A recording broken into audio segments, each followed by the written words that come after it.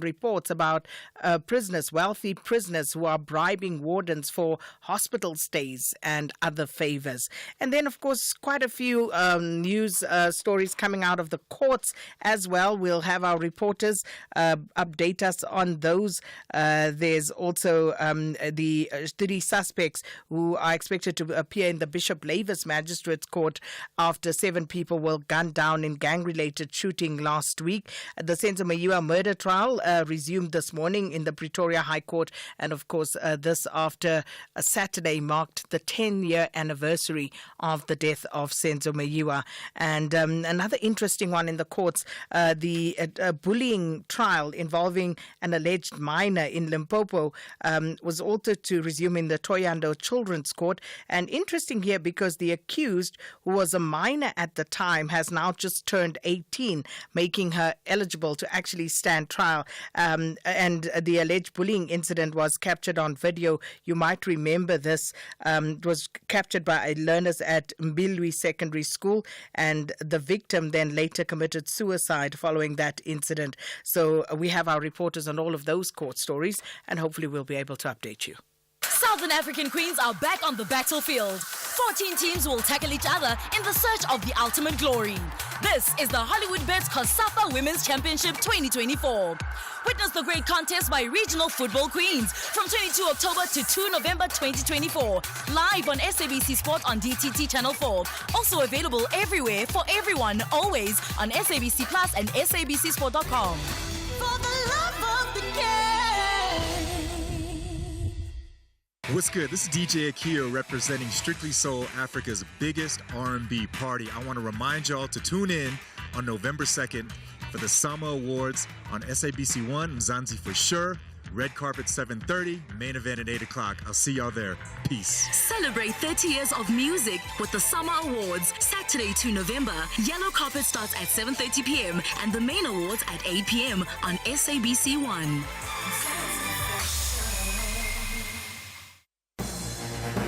Update at noon, midday to 1 p.m. And at the very least, I know everybody's listening because everybody caught Mercedes-Benz there. And of course, our reporter is Mercedes-Benz, and she's working on a story for us. And as soon as it is available, we will bring that for you.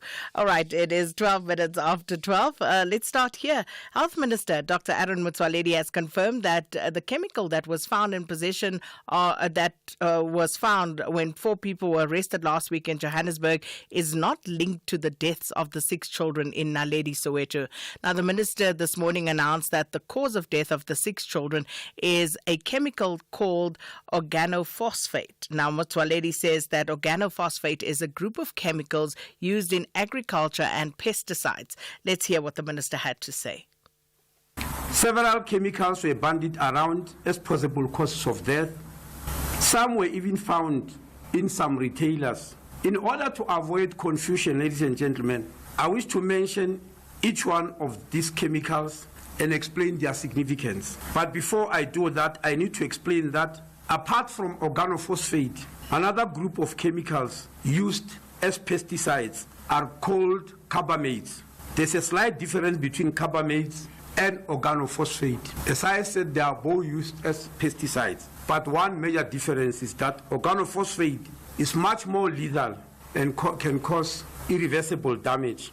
Sometimes last week, there was a statement that indicated carbamates as the cause of death. This was from post-mortem observations, just observations. But toxicology has proven that the actual cause of death is organophosphate and not carbamate, as it might have been initially thought. We had informed you that 4 people were arrested at the Johannesburg Mall because they were found trading in a chemical called Aldicap. 1,450 grams of this chemical was confiscated by police. Now, what led to the arrest of these 4 people was that during the operations in Naledi, some of the spaza shop owners confessed that these 4 are the people who are selling them illegal chemicals. That's why part of the team went there, and in fact, they found this Aldicap. Aldicap falls in the class of, it's one of the carbamates. I've mentioned that we have got organophosphate and carbamates, and organophosphate were responsible for the death, but Aldicap was found being sold. It is a carbamate, as we have already stated. It is not the cause of death in these particular cases. If it has caused death before, we are not yet aware of that, but it wasn't. But still, it remains illegal to be sold to the public because it is also a dangerous substance. At the present moment, samples that were taken via swabs in the various Pasa shops in Soweto have been sent to the National Health Laboratory Services, and we are still waiting for the results. This means that while organophosphate was found in the bodies of these children, we are still waiting to see if the organophosphate was also found in the Pasa shops so that we can scientifically link the events. It is also important to mention that police did find a packet of chips in the pocket of one of the children who demised. This was also sent for analysis, and the results were out and they were found to be negative. That means this substance, organophosphate, which killed the children, was not able to be detected on the packet of chips that was found in the pockets of one of the children. It is known medically that children are more susceptible to pesticide toxicity and other environmental toxicants than adults. This is due to several factors which are mostly physiological. The first one is body mass. Children have a smaller body mass than adults, and therefore a given dose of pesticides can have more severe impact on a child because of the smaller body size. Number two, developing organs. Children's organs are still developing, making them more vulnerable to the effects of pesticides because they are not able to handle them. Number three is the route of exposure. Children are affected by acute pesticide poisoning and chronic effects of exposure through ingestion, inhalation, and dermal contact.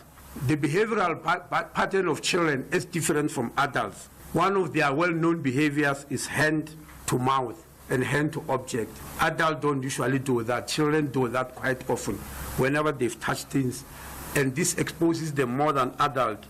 And as I said, the route of exposure can be ingestion, inhalation, or dermal contact.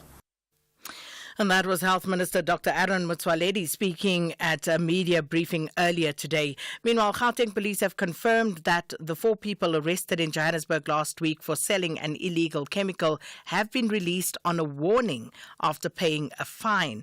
Now, it was found that the chemical that they were in possession of was not linked to the deaths of the 6 children in Naledi, as you heard the minister explain. Update at noon, midday to 1 p.m. To KwaZulu-Natal now, where police have launched a manhunt for a group of gunmen who shot and killed 4 people in a Nyezane area in Escort.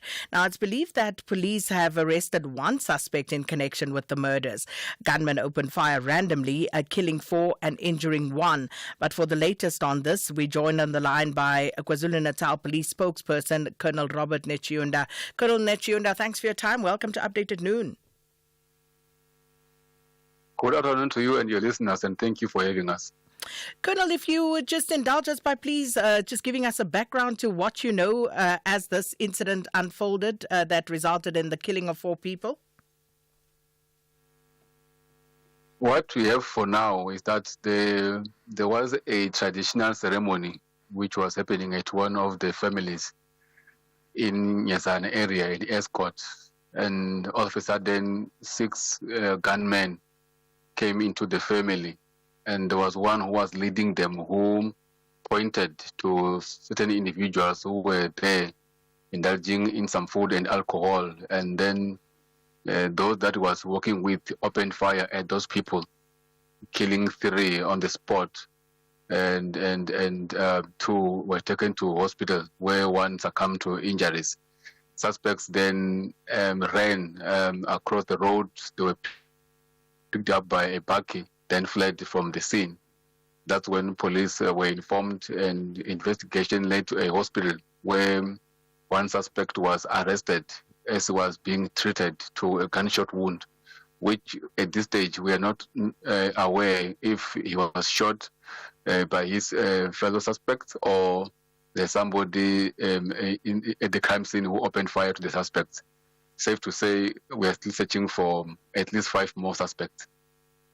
Colonel, you say there was someone who led the others to open fire on the people who were gathered. Do we know who that person is, or should I ask, do you as the police know who that person may be? We cannot say for certain who that person is, but we can say thus far we have got a clue or a lead as to who that person could be, because suspects were concealing their faces with face masks. But we have so far managed to at least find what could be the motive, that because the targeted individuals who were pointed at and who were shot at are part of the community anti-stock theft group in the area, which ensures that the stock is safe. We believe that this could be stock theft motivated because there have been an increase in stock theft cases in the area. So community members came together to try and isolate those who were stealing stock. We believe that suspects could be involved in stock theft cases. That's why we are saying we are not so sure for sure who the person is, but we have an idea as the police. We are only going to communicate such when we've made another breakthrough. And that suggests, therefore, that the police are following up on leads. Yes, we are following up on strong leads. We are focused on finding suspects and also finding the firearms, because we can't rest when there's somebody on the loose with a firearm of a rifle. So we need to get hold of that rifle and arrest suspects. Colonel Nechiunda, thank you so much. That was Colonel Robert Nechiunda of the KwaZulu-Natal Police. He's the spokesperson there, just letting us in on what the police know at this stage regarding the shooting incident that resulted in the death of 4 people and injury of 1 in Escort. And as the Colonel stated, the police are following up on some strong leads. Fizzy drinks and fruit juices are making our kids sick. Sugar is dumped into their bodies with every sip, leading to obesity, heart disease, and diabetes as they get older. We need to protect our kids from all sugary drinks. Demand a stronger health promotion levy now. Sign the petition on healer.org. That's HEALA.org. It's Volley Weekend on a high note with final analysis on Sunday night. The premium wrap-up show, giving you match highlights, final scores, post-game reactions, expert analysis, and sport news weekend roundup of the local and international arena. Catch final analysis every Sunday at 8 p.m. on SABC Sport on TTT Channel 4 and 10 p.m. on SABC 3. Also available everywhere for everyone, always on SABC Plus and SABCSport.com. Hashtag We've Got It All. Proudly brought to you by SABC Sport. For the love of the game. Sakina Kamwendo on SAFM. It's 23 minutes after 12 now. An investigation has been launched into allegations that corrupt correctional service officers are giving unauthorized private hospital passes to wealthy prisoners in KwaZulu-Natal. And it is alleged that these are prisoners serving time at the Durban Westville Prison and New Prison in Pietermaritzburg. For more on this matter, we joined on the line by Correctional Services National Commissioner Makgoti Tobagale. Commissioner, thanks so much for your time. Welcome to Update at Noon. Thank you. To your listeners, greetings. You're most welcome. Commissioner Tobagale, these allegations, of course, have caused quite a stir. I saw them last week in one of the newspaper publications. And just to check, were you aware of this before the whistleblower came forward? Or was that the first time you also became aware of these allegations? Well, the issue was raised with me as the National Commissioner, and one also alerted the Office of the Minister, it's a risk that we identified. So by the time it came out in the newspapers, already we had set in motion a process to appoint an investigator with a team that would look into this matter. And what did that investigation reveal regarding the veracity of allegations that were contained in the newspaper article that stated that there were prisoners who were actually named in the articles who received preferential treatment and even passes to private hospitals? Well, to start with, we need to ensure that our standard operating procedures were followed in the admission and also in administering the accommodation or the incarceration of these offenders in our facilities, Westville Management Area and Pietermaritzburg Management Area. So the investigation will focus on that. Yes, specific offenders were mentioned. Will look in particular into their cases as to whether procedures were followed. But what is also important is that we want to make sure that there is no offender that is treated with kid gloves or as a special case. All offenders should be treated equally in line with the Correctional Services Act and in line with the Constitution. And just from your preliminary investigations, Commissioner Tobagale, did you find that the allegations were substantiated, that indeed the said prisoners, the ones who were mentioned, had received passes to private hospitals? I announced the launch of the investigation today. I have indicated that there were issues raised with me as the National Commissioner. Because of the nature of the issues that were raised, where we saw it fit as a department to have those issues investigated. And we cannot talk about the preliminary investigation results at this point because the investigation was launched today. But I can indicate that we can confirm that this is a matter of concern, and that's why we have launched an investigation formally. And great interest in this, given what has happened around someone like Thabo Bester. So the question then is, if the allegations are proven to be true, what would then be the sort of consequences or impact that this would have on correctional services and its reputation? Well, we are talking about actions of individual employees in the Department of Correctional Services. The system continues to be managed according to the Correctional Services Act and the standard operating procedures. These actions of the few individuals will be isolated and dealt with. The system continues to be credible because we treat a case of each and every offender as a case that needs to be managed in terms of the sentence plan that we develop for each and every inmate that comes into our care. So the system remains intact.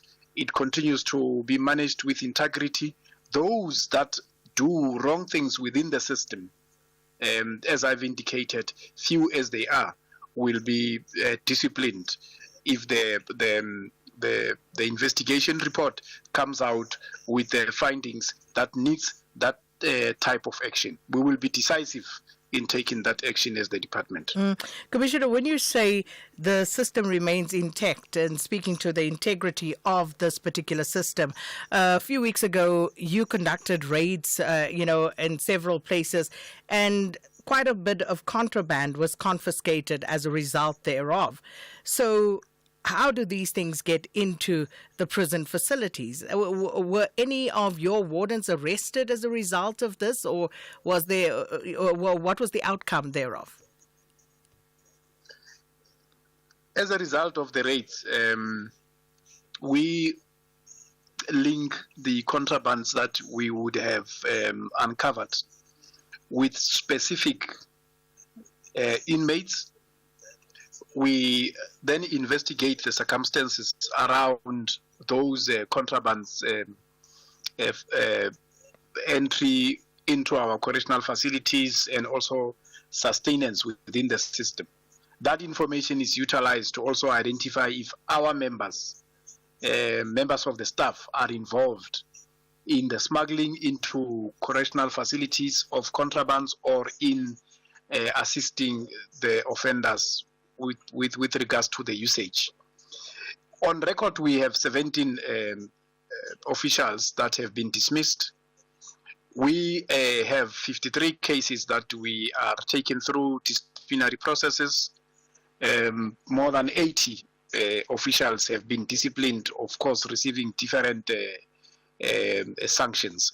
So it's a matter that we are taking serious, and we continue to clean our facilities, including getting rid of those officials that are assisting in breaking the law. We open cases with the South African Police Service also, so that those officials can be prosecuted by the criminal justice system. And just a final question, Commissioner Tobagale, with regard to the case that took you to KZN now, this revelation by a whistleblower, were any officials named as being accused of taking bribes from prisoners? Well, I have received information that I would want to subject to an investigation, which is objective. And at the moment, I didn't want to mention names of officials. But yes, the information that one received pointed to some of our officials. No names, but how many? Well, I wouldn't want to get into those details. Like, I'm not the investigator. I would request that we give the investigators that independence, so that we are then able to administer the report after that. No, fair enough, Commissioner. And I'm not trying to get into the merits of whatever is contained in those allegations. I'm simply trying to get a sense of how many of your officials were implicated in this latest incident. Yes, what I'm saying is that I wouldn't conclusively be able to answer that question. The investigation will give us that information in a complete manner. All right, we'll leave it there. Thank you so much. Makgoti Tobagale is the Correctional Services National Commissioner in KZN, and of course investigating allegations that corrupt correctional services officers are giving unauthorized private hospital passes to wealthy inmates in some of the KwaZulu-Natal prisons. And that brings us up to news time. Here's Mudupi Makhalimele with your latest headlines. Thank you very much, Meka Mwendo. In your headlines this hour, Health Minister Aaron Motsoaledi has confirmed that the chemical found in possession of the 4 people arrested in Joburg last week is not linked to the deaths of the 6 children in Naledi, Soweto. The ANC has launched its foundation course on political education, which is set to revive and empower its members to address the challenges faced by ordinary South Africans. And disaster authorities have started assessing the storm damage in some parts of the Sekhukhune district in Limpopo. A full news update at 1. Update at noon, midday to 1 p.m. And of course, it is Monday, and thank you so much for all the messages coming through. And I can't believe how many of you listen. Monday slip of the tongue, Mercedes Benz instead of John. I said Mercedes Benz. Well, you know, one can be called worse things in this world, eh? Classy. Right? Economic news on SAFM. Facts and figures you can count on. Well, it's a Monday, and we have with us Wayne McCurry. Wayne is with F&B Wealth and Investments. Good afternoon, Wayne. Yes, good afternoon. I must say it's quite a funny start to the week. We have the oil price dropping substantially. I mean, it's down about 6%, down at about $71 a barrel, because the retaliation by Israel against Iraq actually wasn't as big as what the market was anticipating. So the oil price has dropped significantly, which is, of course, good news for us because the rand is more or less holding its own. So I thought we might get a slight petrol price increase next week or whenever it happens. That might not actually happen. It might stay stable or even go down a little bit. But the market's up on the day about 0.33%, and it's really right across the board except for mining shares resources, which include Sasol. I mean, Sasol, the share price is down 4% at 100 Rand. Now, it hasn't been at 100 Rand for a very long time. Other mining shares down, some of the gold shares, DRD Gold, Goldfields, Harmony, all down about 2 to 3%. Anglo Gold, Sibanye, Northern are also down about 2%. So it's really the mining shares that are coming under pressure. On the upside, Truworths, Sun International, all up quite nicely at 4%.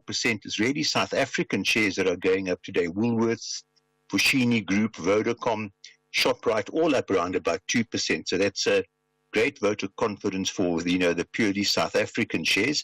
As I said, the rand's more or less stable at 17.65 against the dollar, and against the pound it's at 22.90, so a little bit weaker against the pound. Commodities, I've spoken about oil at $71. Platinum and palladium are more or less unchanged on the day. Company news-wise, big one out from Pick n Pay. They came out with their results. Now, we knew this was going to be bad, and it was bad. I mean, their earnings have increased from a loss of 1 Rand a share to a loss of 1 Rand 36 a share, for the comparable, against the comparable time period. But they seem to be going on the right path. I mean, they're going to list Boxer and raise a lot of money from that. The Pick n Pay core groceries actually had an increase in turnover, but unfortunately not an increase in profits. The profits actually got worse there. Pick n Pay clothing did well. Obviously, Boxer did extremely well. That's why they're selling it to raise the cash. So relatively quiet start to the week. The big news once again is the oil price. Wayne, I believe this is the last time that we are speaking to you. I believe you are going on retirement. I'm going off to green pastures. I'm going on retirement at the end of this week, yes. We're going to miss you. Even John wants to say something. Yeah, Wayne's my good news guy. Exactly. Even what are we going to do now? Even in bad news, Wayne finds the one little golden nugget there. Thank you very much for the kind words. Wayne, it's been an absolute pleasure and an honor to work with you. And we wish you well. And we know that, as John said, you brought so much positivity to us. You always left us with something positive, at least to start the week off. And we're really sad to see you go, but we're also excited for everything that's to come for you. Once again, thank you for the kind words. I really appreciate it. We appreciate you, Wayne. Thank you so much. And don't forget, you always have us here, lots of fans and friends. So thank you so much, Wayne. Thank you very much. Okay, thank you. Bye. And that was Wayne McCurry. SAFM Sport with John Gerika. Mark, someone knocks Wayne out there. Okay. Counts him out. Huh? It's okay. Cheers, Wayne. Goodbye. No, shame. I like Wayne. He was one of the better ones. He was. Always that little good news. I like it. Yeah. All right, speaking of good news, are you ready for tonight, Sakina? Bafana captain Ronwen Williams will share the brightest spotlight with the game's biggest names, poetry, at the Ballon d'Or Awards ceremony in Paris tonight. He's nominated for the Yashin Trophy at the Oscars, football's Oscars, currently leads the English section of the online fan vote for that award. It's the best goalkeeper. I don't know how much it matters, though, because they were not really going to count. It's up to the journalists. There's a host of 100 football nations, a host of journalists that come together and they vote for the best goalkeeper. On the best footballer of the year, Real Madrid forward Vinicius Jr. is the leading candidate for the men's award. Barcelona's Aitana Bonmati is the hot favourite to win her second successive crown. But good luck to Ronwen Williams. Indeed. COSAFA Women's Cup on the go at the moment. More about that in a second. The big matches are this afternoon. South Africa take on Seychelles. Eswatini against Namibia in the same group. It doesn't really matter. South Africa have done enough to book a spot in the knockouts. Even a win for Namibia, or a big win for Namibia, doesn't matter because South Africa beat Namibia. So that's the criteria in the decision. Goalkeeper Jessica Williams, though, explains the side is still feeling the pressure even after making the knockouts. There's a lot of pressure, especially because we've only been together for 2 days prior to the tournament starting. So now players are still trying to gel. Other than that, we just trust each other. It's good. Only thing that's going to help us. On the go, Malawi lead Mauritius by 3-0. Madagascar and Botswana are goalless. As it stands, Malawi tops the table. Botswana needs to win to move to the top of the table. Even with their 3-0 advantage over Mauritius, a win for Botswana will see them go through. Cricket news, the Proteas begin their second test against Bangladesh tomorrow. South Africa convincingly won the first match by 7 wickets, both the batting and bowling attack dominating. With New Zealand beating India at the weekend, there's a reasonable chance of South Africa making the Test Championship final. Here's Captain Aiden Makram. I don't think it really adds pressure for us. It's just an exciting opportunity that could be. So that's almost how we're trying to view it. You probably still need to win a lot of your remaining games of cricket, and we've got 5 left until that. Until we'll know what our fate is, and 5 Test matches is a lot of cricket. There's a lot of cricket to be played. So that's pretty much where we're at now. If we can go session by session and game per game, we hopefully give ourselves a good chance. But I'm excited about what possibly could be moving forward, and it certainly gets the boys fizzed up about the idea. Quick golf news. Casey Jarvis finished 5 shots behind the winner of the weekend's Genesis Championship in Korea. South African ended on 12 under par, 73 hurt his tournament on Saturday. Byung Hun An won the tournament after an all-Korea playoff against Tom Kim. In Formula 1, McLaren team chief Zak Brown has praised the race stewards for handing Max Verstappen 20 seconds in penalties last night, adding it was probably not enough after the 3-time world champion finished 6th in the Mexico Grand Prix. Verstappen, the series leader, but without a win in 10 races, was penalised for his over-aggressive driving in 2 incidents with Norris in the early stage of the race. Ferrari's Carlos Sainz, who leaves the team to be replaced by 7-time world champion Lewis Hamilton next year, won the race ahead of Norris, with his Ferrari teammate Charles Leclerc third in the second Ferrari. Let's hear from Zak Brown. It's getting a bit ridiculous. Applaud the FIA stewards. Enough's enough. Let's just have some good, clean racing moving forward. Lando drove brilliant. Congratulations to Carlos. He drove a brilliant race. That was an exciting race. So how do you deal with it now? Do you speak to, I don't know, the FIA president? How do you take this conversation forward? Because it sounds like you're, this is still something that you're not happy about, clearly. No, I think the stewards are on it. I think that's clear by the penalties that they assessed. So I don't think we need to do anything. Just let the stewards do their job. They did a good job this weekend. And time for my soundbite for no particular reason. Tough weekend this weekend. Max Verstappen made the shortlist. Sundowns losing their unbeaten status against Polokwane City would have been a good one. But the honour, or the dishonour, goes to Kaizer Chiefs coach Nasreddine Nabi, who has pleaded for patience after the loss to SuperSport United. How many times have we heard this from Chiefs coaches? No. He's new in the job. Okay. He was speaking at the post-match press conference with the translation by assistant coach Cedric Kaze. And another message to the fans is the players, they know that they didn't deliver what the fans were expecting.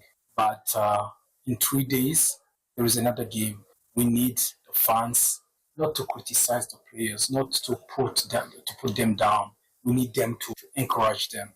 All right, encouragement. Yeah, but you see, what Nabi doesn't realize is that Kaizer Chiefs fans have been waiting for a long time. But he's right. I mean, he's new in the job, and this, I would imagine, is still a building phase for him, getting to know the players, finding his best 11 and, strengthening the squad. So I'm not expecting much from Kaizer Chiefs this season, except that they should do better than they did last season. How many times can you have a building season? No, but this is the first for Nabi. Okay. Kaizer Chiefs' problem started with Steve Kompella, who had 3 seasons of nothing. I want to do my good news story. Okay, do your good news story. You got me started. Thank you. I did it on purpose. That's why I do this feature. Former racing driver Billy Munger broke the Ironman record for a double amputee at the World Championship in Kona in Hawaii. Right? Let me explain to this. He had a big car accident. He lost both of his legs. One is amputated beneath the knee. One is just above the knee. He goes and does an Ironman. All right? He completed 226.3 kilometer course in 14 hours, 23 minutes and 56 seconds. More than 2 hours inside the previous record. He swam 3.8 kilometers an hour and 7 minutes. Then he got on a bicycle, specially designed bicycle, rode 180 kilometers on a bicycle in 7.5 hours. Then he ran a marathon in 5.5 hours. And he broke the record by 2 hours. That is respect for that man. Yeah, I'm still trying to take it all in. He did what? And how? Yeah. Without he's got, so the one is like an Oscar blade, Pistorius blade, and the other one's like a metal leg, down the bottom of the foot.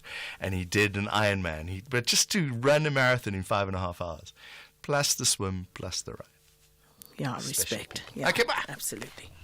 Whatever your need for a personal loan, choose a bank that's best for your loans. Nedbank offers loans of up to 400,000 Rand at the best possible fixed interest rates. And there's more.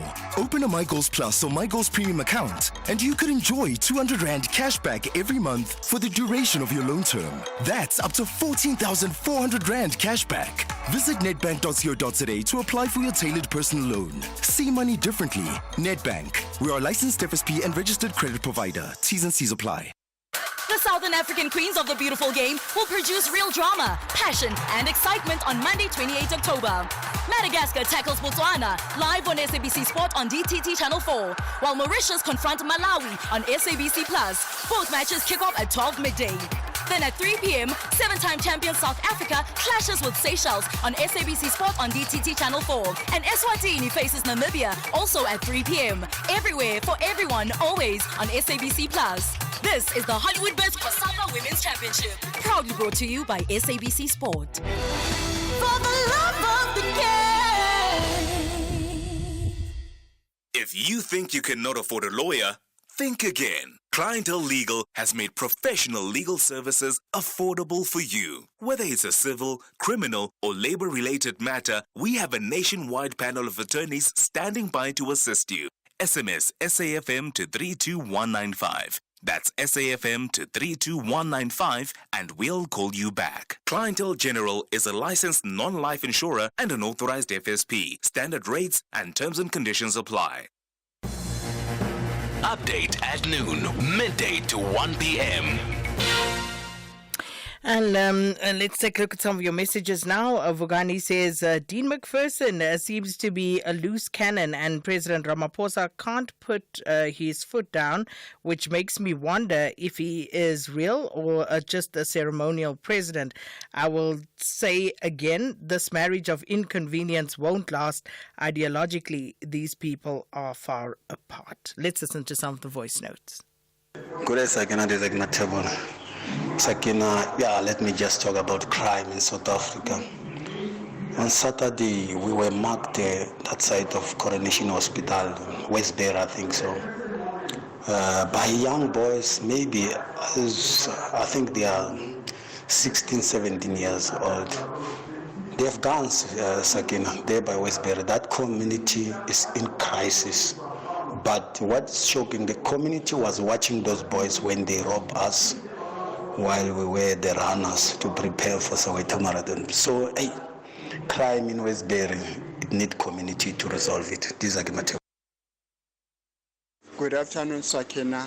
I think it's high time that our clinics have data-based computers that can store information, just like how the court does it and the police does it. When they look at a case, they usually refer to another case that has happened of similarities. I mean, for food poisoning, the clinics must have a database system of previous food poisoning cases so that they can identify what type of medicine to use, not to be confused, because sometimes they don't have all the information. Brandma by Projectland. Thank you. Afternoon, Saki. I've been saying this, that the jails are hotels and universities. Look what's happening in KwaZulu-Natal. So crime will never fight crime in this country. Uncontrolled borders, corrupt government officials. That's why they don't want DA, because it's revealing their corruption. That's why they are lambasting DA.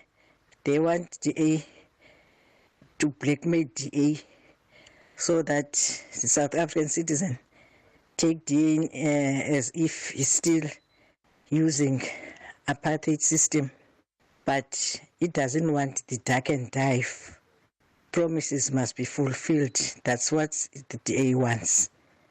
And no corruption. Thank you. Sake.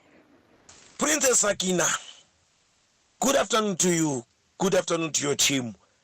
Great show always. It's good to hear your voice. Uncle JJ, the truck driver in Gauteng. You know, it's so painful, Sakina. Especially to Zenzo Meiwa's family. It's 10 years. But there's no justice. When Kelly Kumalo is going to bring in books, she has a case to answer, that lady. All the evidence from the experts are there. Why are they not prosecuting her? Who is protecting her? Good day. Bishop Makwana from Leboa Zone F. Sakina, the problem with our country is that when the ANC took power, they manufactured laws that are going to favor them in case of their criminalities. Because they knew they were going to money launder, they were going to commit corruption. They knew everywhere that they wanted to repay themselves as comrades. That's why they still call themselves comrades. Now, we are suffering because of that. That is why people are just killing people like fleas. It's because our laws are weak. That is why every foreigner comes to South Africa, because our laws are weak. Remember Sharon Diwali, he just came here to be killed, and the man walked away. Good afternoon, Sakina. Good afternoon to the team and the loyal listeners across the country. One minister that I personally appreciate him and always grateful for having him serving in Mzamsi and Africa is Dr. Aaron Motsoaledi. Whilst he was Home Affairs, he was always giving us update about all issues concerning immigration and Home Affairs. Now he's at Health Department. He's always giving us updates, especially about the food poisoning issues. I wish the various ministers can be proactive like him. It's Bram Oro in Bloemfontein. Sakina, that correctional service spokesperson is talking an errant hogwash. Correctional service has never been credible. Completely, it's been having loads and loads of leaks. You see, the Bester issue is an example. So now there goes those corrupt officials as well, who allowed some other prisoners to enjoy this and this and this and this and this and this. Maybe Government of National Unity, Groenewald, as the guy concerned now, or managing the correctional service, going to do something better. Thanks, it's really in Kuma. Well, thank you so much for those messages. And Zaki, sorry about what happened to you there. And yes, unfortunately, these are the day-to-day realities for many South Africans who have to live in these areas like Westbury, like Eldorado Park, and so many others across the country. There is this proliferation of weapons. It seems as though these kids all have guns. Nobody knows where they came from, but they have them. And again, for us to fix what's going on in this country, we are going to have to fix the police first. Speaking about the credibility of the system overall, be it the police, be it correctional services, everybody, all of those things need to function before we can even start thinking about really dealing with these crimes decisively. Because what's the point of bringing people to book and then they are just, set free before any justice is served, or they go to prison and they are able to buy their way out or buy their way into luxury while in prison? What is the point? So a lot needs to be done, but really sorry about what happened to you there, Zaki. Sakina Kamwendo on SAFM. International Relations and Cooperation Minister Ronald Lamula is hosting his Ukrainian counterpart, Minister Abi Sibia. And this forms part of the political consultations between the two countries. Sibia has been on a 6-day tour of 4 countries in the Middle East and Africa. Kailihle Kumalo is our reporter, and he's been following this event. Let's find out what's happened so far. Kailihle, good afternoon. So the Ukrainian minister, Sibia, his visit comes as the conflict continues in Ukraine. What's the aim of the tour? Well, certainly, Sakina, a very significant moment for South Africa and Ukraine. As you know, that South Africa has been very instrumental in pushing for that peace.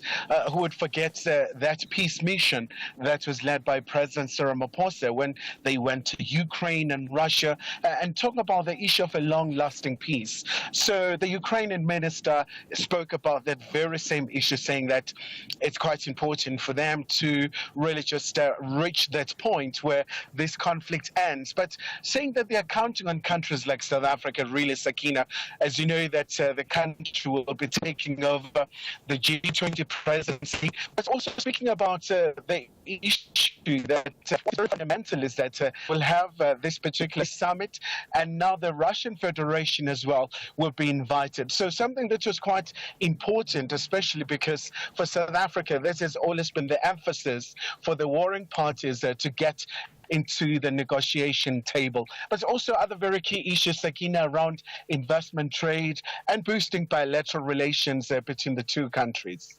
Have any bilateral agreements been signed between the two ministers, Kailihle? Something that was really expected, Sakina, has to be around the waiver of the visa for the officials and the diplomats. So Minister Lamola has confirmed that has not been signed yet, but it's really at the very advanced stage. And in a matter of a few months or so, that particular issue will be really just tabled. And it's quite interesting, Sakina, because it has really caused a storm, especially with the JNU partners here in South Africa, with the Minister of Home Affairs saying, look,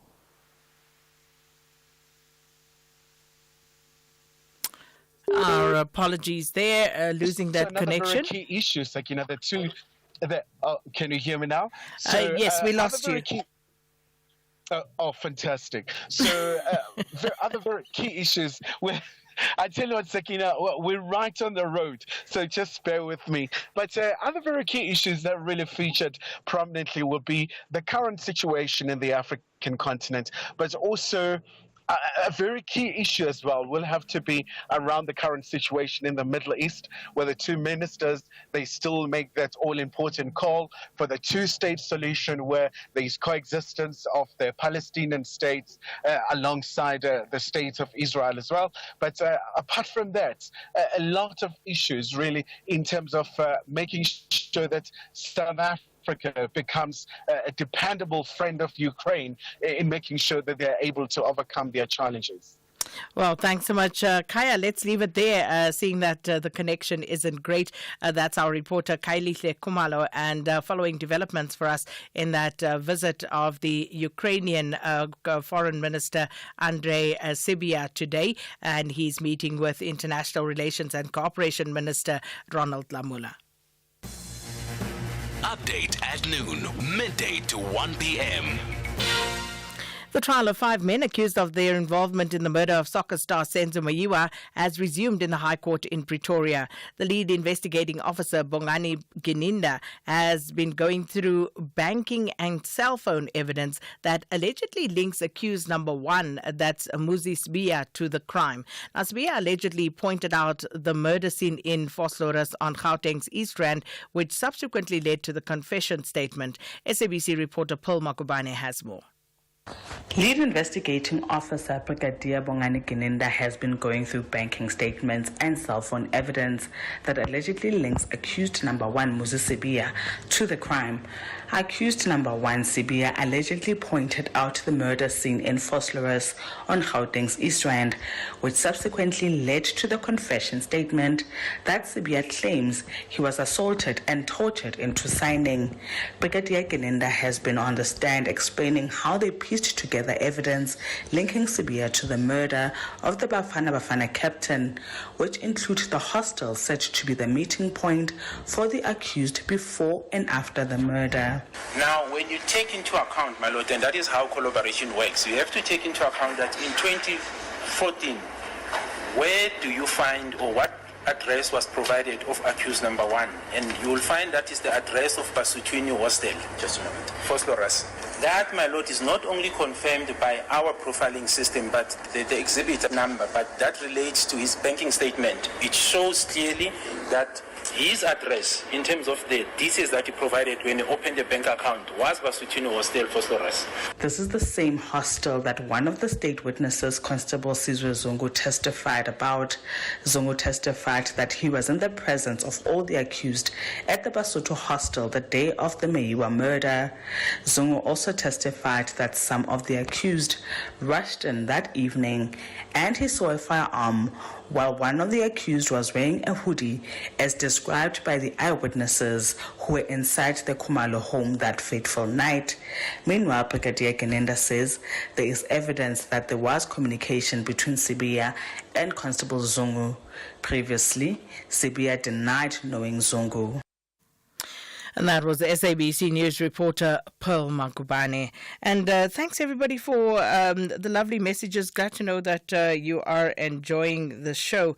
Tsidiso Malebo and of course Ayas in Hout Bay as well. Thank you so much for all of your messages. And we are of course coming up to the top of the hour, so no time for anything else. But thank you so much for being with us this afternoon.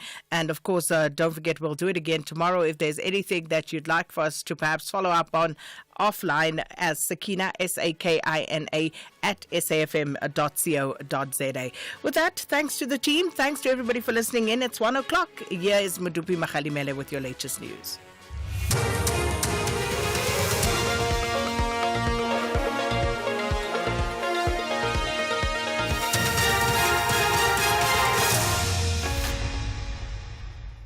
The top stories at 1. A Cape Town man found guilty of murder and the ANC launches its political course. A very good afternoon. Please note that the following story may upset sensitive listeners, including children. 58-year-old Daniel Smith has been found guilty of the murder of 13-year-old Jerobe Jane van Wyk from Klaver on the Cape West Coast. The Western Cape High Court has found that the murder was premeditated. The teenager was murdered 2 years ago. Smith alleged that he stole fruit from his property. Part of Jerobe Jane's remains were found in a drain on his premises. Judge Haley Slingers found Smith guilty on charges of attempted murder, kidnapping, premeditated murder, violating a corpse, and defeating the administration of justice. Health Minister Aaron Motsoaledi says he believes that it is possible that some spaza shops are both using and selling pesticides with the chemical organophosphate for the purpose of killing rodents. He announced earlier this morning that the cause of the death of the 6 children in Naledi, Soweto, is as a result of this chemical. The incident, which occurred earlier this month, resulted in public outrage, with local communities accusing foreign-owned spaza shops of selling expired and unsafe food. Motsoaledi says they are yet still to positively link the deadly chemical to any of the spaza shops. Organophosphate is not a substance that must really be used domestically. Now, why are spaza shops buying it? Our theory is, until we are proven otherwise, is that they are using it as pesticides to kill rats specifically, because I want to believe that there are rats in quite a number of spaza shops, since communities, it's also been sold to communities for killing rats, whereby they are not preferring Ratex. So we believe it came into spaza shop in that manner. The ANC has launched its foundation course on political education, which is set to revive and empower its members to address the challenges faced by ordinary South Africans. ANC President Cyril Ramaphosa says the course will also assist in the party's renewal. He made the remarks in Boksburg, east of Joburg today, where the party is concluding its 4-day special NEC meeting. Ramaphosa says while political education within the organization has weakened, the current foundation course will assist in reviving it. Political education was an important aspect of the life of the African National Congress, and indeed the Congress movement over years. And we must admit that it weakened over time. From 1994, much as we spoke about political education, we started seeing weakening and weakening. Disaster authorities have started assessing the storm damage in some parts of the Sekhukhune district in Limpopo. Other parts of the province, such as Dzumeri in Giyani and Elim outside Louis Trichardt, have been hit by a heavy storm that has damaged property, including schools. Sekhukhune municipal spokesperson Lemson Murupiani. The executive mayor of Sekhukhune District Municipality, Councillor Maina Bahula, is paying a visit to Ramaila Mapitsane village today to assess the extensive damage caused by yesterday's hailstorm. And the sections of Ward 15 in Ramaila Mapitsane includes Mokadin, Madiketsen, Magolero to Mashilo, have experienced severe damage. And International Relations Minister Ronald Lamola says it is in South Africa's interest and the world at large to ensure that a diplomatic solution is found in the Ukraine-Russia conflict. Lamola is currently hosting his Ukrainian counterpart, Minister Andriy Sybiha. This forms part of the political consultations between the two countries. Lamola briefed the media in Pretoria. It gives me great pleasure and honor to learn that Ukraine wants peace as soon as possible. Mostly importantly, that you are willing and ready to engage with Russia in the next process of the peace formula, as suggested by South Africa, because we believe that in this conflict it's important that all the warring factions are on the table and they can be able to engage. They cannot only meet on the battlefield, because any peaceful resolution will come through diplomatic engagements and peaceful negotiations of the conflict that is currently ongoing. The top story at 1 o'clock, 58-year-old Daniel Smith has been found guilty of the murder of 13-year-old Jerobean van Wyk from Klaver on the Cape West Coast. The Full Circle is up next. For SAFM News, Kimudupi Makhalemeli. And we went on a water safari, and Mom spotted a hippo, and it said, There is a place where you can see wonder and the wild, with breathtaking scenery and endless landscapes. Enjoy good food and embrace great taste. And the next day we went to the Reed Dance. I saw the maidens handing over reeds to the mighty Zulu king, and the Zulu warriors chanting, Baye! Explore all this and more in the magical Zulu Kingdom. This message is brought to you by KZN Tourism and Film Authority. Think bigger than just a banking partner. Think a team of specialized experts supporting you to make better financial decisions to enable your growth aspirations. Think a strategic partnership providing indispensable advice to help you make the right moves. Think bigger. Think Nedbank Commercial Banking. For more information, visit nedbank.co.za. See money differently. Nedbank. We're a licensed FSP and registered credit provider. Southern African Queens are back on the battlefield. 14 teams will tackle each other in the search of the ultimate glory. This is the Hollywood Bets COSAFA Women's Championship 2024. Witness the great contest by regional football queens from 22 October to 2 November 2024. Live on SABC Sport on DTT Channel 4. Also available everywhere for everyone, always on SABC Plus and SABCSport.com. For the love of the game. The Full Circle with Bridget Masinga, Monday to Friday, 1 to 3 p.m.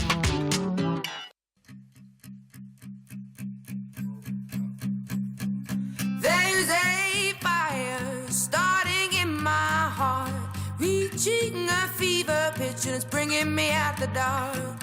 Finally, I can see you crystal clear. Go ahead and sell me out and I'll lay your ship bare. See, I'll leave with every piece of you. Don't underestimate the things that I will do. There's a fire starting in my heart, reaching a fever pitch and it's bringing me out the dark. The scars of your love remind me of us. They keep me thinking that we almost had it all. The scars of your love, they leave me breathless. I can't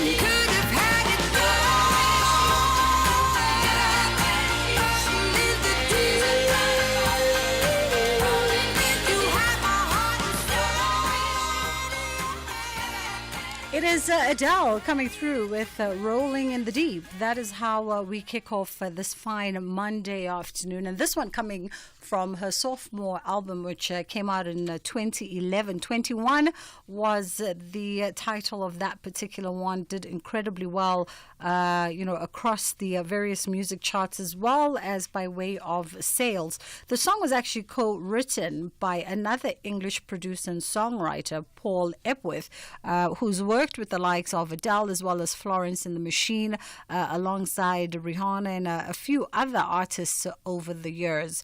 And he co-wrote on this track with Adele.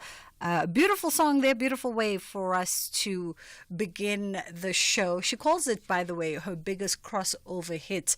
I don't know if it's her biggest crossover hit of all time, because there's still more music to be made. And so, time will be the test for that one. I hope you had a great weekend. I am presuming that you've got the rest and relaxation that you so richly deserve. It's that time of the year in the final stretch where I know that a lot of us are taking the mental as well as physical toll of the year that has been. And so a lot of people right now just tapping into that reserve tank and just trying to make it to the end of the year. I am said people as well. So I had a restful weekend, no activities whatsoever. Didn't go to any of the million music and lifestyle festivals that were being hosted in and around Johannesburg. We're talking with my team that perhaps we're starting to be the festival capital of the continent now. We're putting on great mixed cultural music festivals, and we seemingly are pulling them off with very little by way of hiccups. So congratulations to everybody that staged events that were around the arts and culture theme this past weekend. Coming up on the show today, we are going to be touching base with Fundi, and we're looking at South Africa's teachers, perhaps our most undervalued resource right now, and given all the challenges that they face on a day-to-day basis by way of resources, budget cuts now looming, etc., overcrowded classrooms. We'll find out from Fundi what are some of the trends that they are seeing, perhaps, and what innovative ways are those within the teaching fraternity maybe adopting even just to mitigate and get through some of the challenges that they face in the classroom. We'll also be looking at a new digital platform that's addressing challenges in the local real estate market. We'll find out from the folks there around that. On the other side of 2 o'clock, we're having a conversation around the responsibility of women's leadership development, and we're going to be touching base with the International Women's Forum of South Africa's president, Nolita Fakude, is going to be joining us on the other side of 2. So you definitely don't want to miss that conversation, particularly if you are a woman in business. 061-410-4107 is our WhatsApp line, and 086-000-2032 is the number that you can call us on. The reality is that 90% of South Africans don't save enough for retirement. This National Seniors Month, why not be part of the 10% who do? Choose an interest rate of up to 11.7% after 60 months with a Nedbank Electronic Optimum Plus account. Anyone 55 and over can open one on the Money app in less than 2 minutes. Go to nedbank.co.za for more info. See money differently. Nedbank. We're a licensed FSP and registered credit provider. T's and C's apply. Fizzy drinks and fruit juices are making our kids sick. Sugar is dumped into their bodies with every sip, leading to obesity, heart disease, and diabetes as they get older. We need to protect our kids from all sugary drinks. Demand a stronger health promotion levy now. Sign the petition on heala.org. That's HEALA.org. South African Airways is expanding in the DRC. We now offer direct flights from Johannesburg to Lubumbashi, the heart of the DRC's mining hub. Our convenient arrival time allows seamless connections to key regions like Ndola and the Copper Belt, opening up new growth opportunities. Traders can benefit from our generous baggage allowance, while SAA's superior aircraft belly capacity ensures your cargo reaches most parts of Congo on the same day. Book now at flysaa.com or contact your travel agent. South African Airways, connecting Africa to the world. one flight at a time. You are listening to The Full Circle. All right, let's get into our first conversation now with Mala Suraya, who's the CEO of Fundi. South Africa's education system is at a crossroads. Our schools, which are critical drivers of the socio-economic upliftment, remain challenged by systemic and legacy failures. And now, of course, we've seen the recent budget cuts that are also said to affect the sector. And we thought we'd catch up with Mala Suraya and find out more about, South Africa's most undervalued resource, which is teachers, and have a look at some of the challenges that they face on a daily, but also tapping into the resources and the innovative and often personal ways that they are plowing into themselves as well as the sector. How are you doing this afternoon, Mala? Good afternoon, Bridget. Lovely to be speaking to you and to your listeners. All good on my side. Thank you so much. Thank you for having us. It's only a pleasure. Thank you for the time.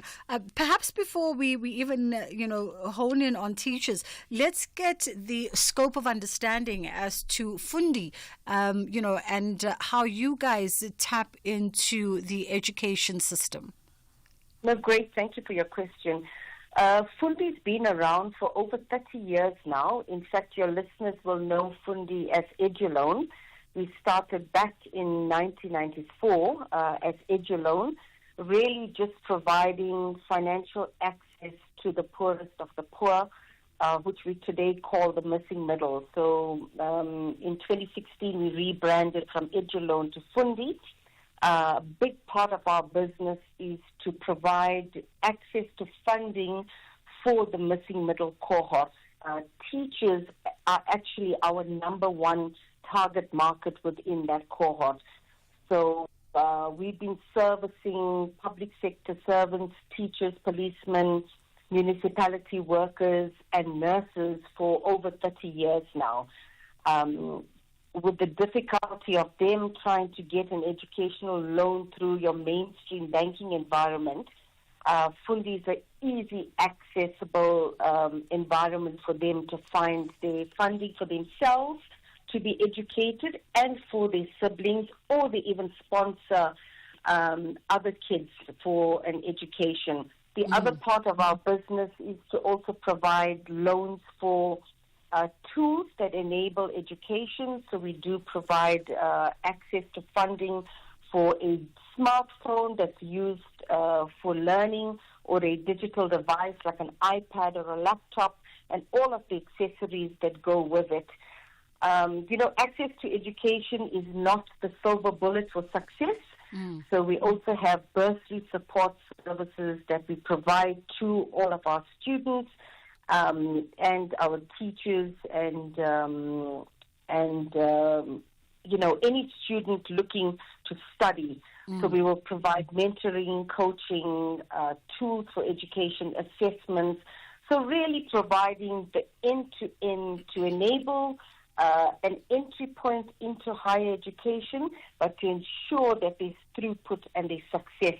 So we say access plus success is what Fundi has to offer to the South African market. Yeah, and I definitely want to double back to the state of funding for teachers. But before we even go there, perhaps let's get an understanding as well around, just the positioning on spending on education in South Africa.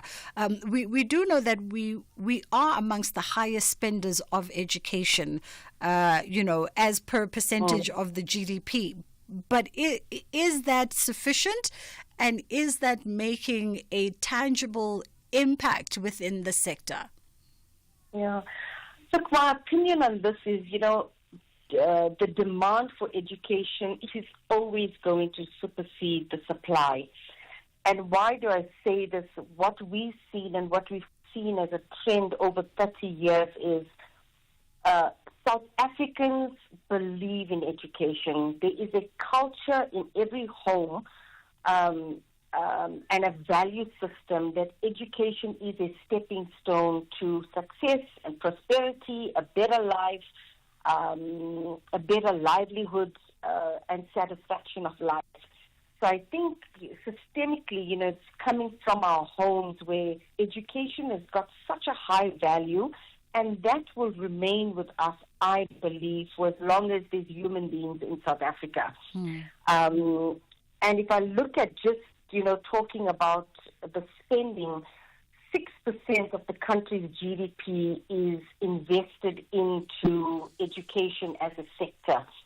And, that is 6% of a massive $373 billion US dollars.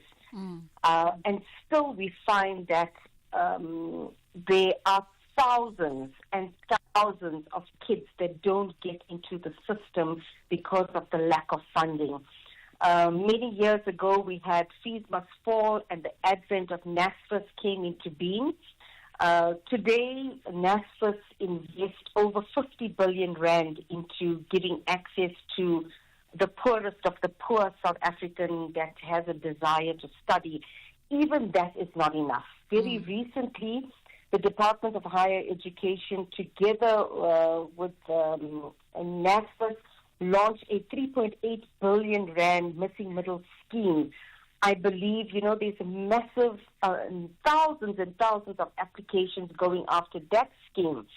Then that's just the public sector, Bridget. On the private sector, we work with thousands and thousands of private institutions that are doing their bit and playing their role in not only raising funds to give access to funding to the South African student, but they also put a decent corporate social investment budget in place. So we're quite close to that. We'll get private institutions that will give us the CSI budget and will ask Fundi to go out and recruit students and manage that bursary support program for them.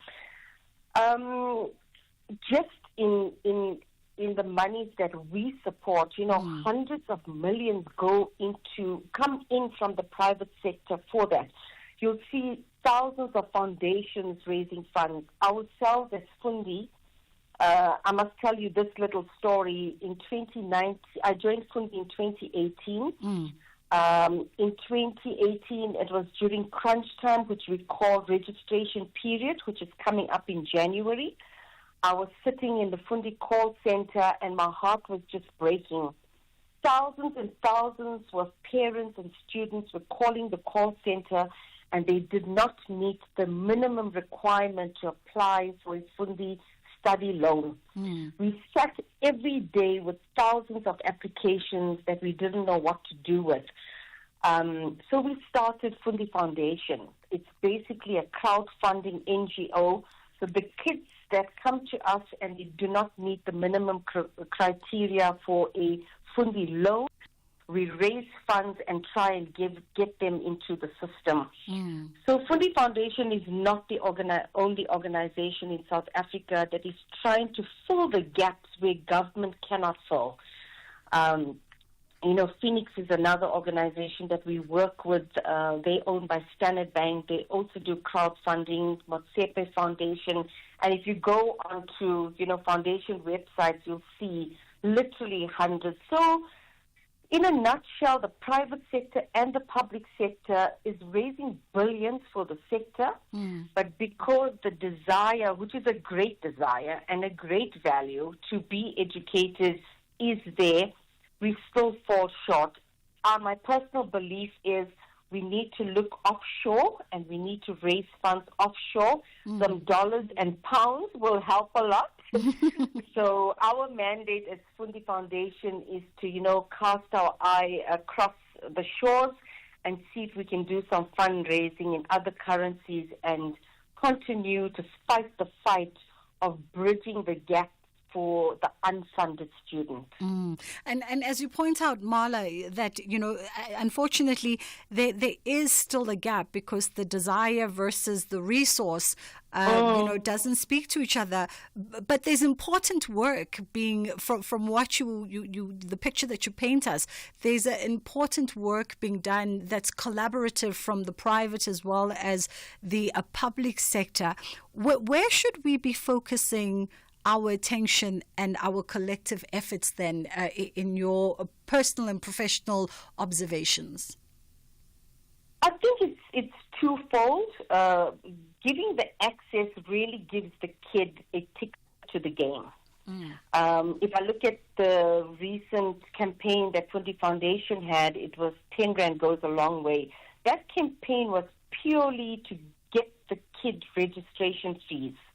Just get a ticket to the game. Once the kid is in the system and is producing the results and is coming to the party, because, the student also has a role to play. We need them to pass. Yeah. And we need them to get through the system. And then you can talk about how do you support the kid while they're in the system, whether they're doing a 3-month certificate or a 1-year diploma or a 3 to 4 year degree. We need to provide support to these kids. What we are seeing in the Fundi environment is money's thrown at giving them the access, but we're leaving them out in the cold without the support. Kids really struggle from going from grade 12 into a campus environment. They don't have the maturity, some of them. They don't know how to manage their bursary sponsorship that they get. They are misusing it. So they require the coaching, the mentoring, the support with their studies. And another important trend that we're picking up is assessments and guidance. So on the other end, there's also a lot of corporate organizations through CETAs that bring in graduates into the workplace to help them to get work ready and become part of the productive economy. What we are seeing just in our Fundi environment, we take in, 30 to 40 interns and entrepreneurs every year. These kids have chosen the incorrect line of study. So we're really big on, from grade 9, doing assessments and providing proper career guidance. Because what you don't want is kids choosing any course just because they need to go and study something, but they lack the passion and they don't have the innate talent to actually succeed in that vocation. So it's becoming a huge conversation. So I would say plug the gap early in the kid's life at grade 8 and grade 9. Support them in terms of assessments and career guidance so that you can ensure that the kid is meeting their talent and their passion, is choosing the right pathway to a higher education, and then obviously comes out successfully and joins the productive economy. Yeah. And I think the ceiling that we need to break is we need to disrupt the way we give advice to students. It doesn't have to be finish grade 12 and go into formal higher education environment, do 3 years or 4 years, and come out and go and work. Why not have I take myself as an example. I worked from, I'm giving my age away, but we didn't have grades then. It was standard 8. So what was I, 14, 15 years old? I worked in the weekends because I had to help out at home. And when I finished grade 12, there was no money, there was no NSFAS, there was no bursaries. So I had to work and study. So it was normal when I was growing up, where we had to go to have a full-day job, after work go to varsity and study at night or study through a long-distance institution. So I think we need to also be giving students alternative pathways to getting an education. Yeah.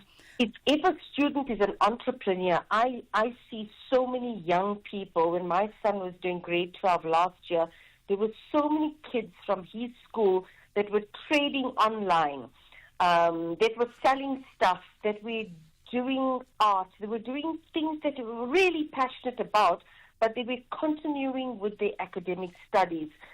So I think we need to encourage our kids to think differently and disrupt the way in which they're approaching education. I want us to just pause there for a second to take the headline news, and we'll come back on the other side and continue our conversation.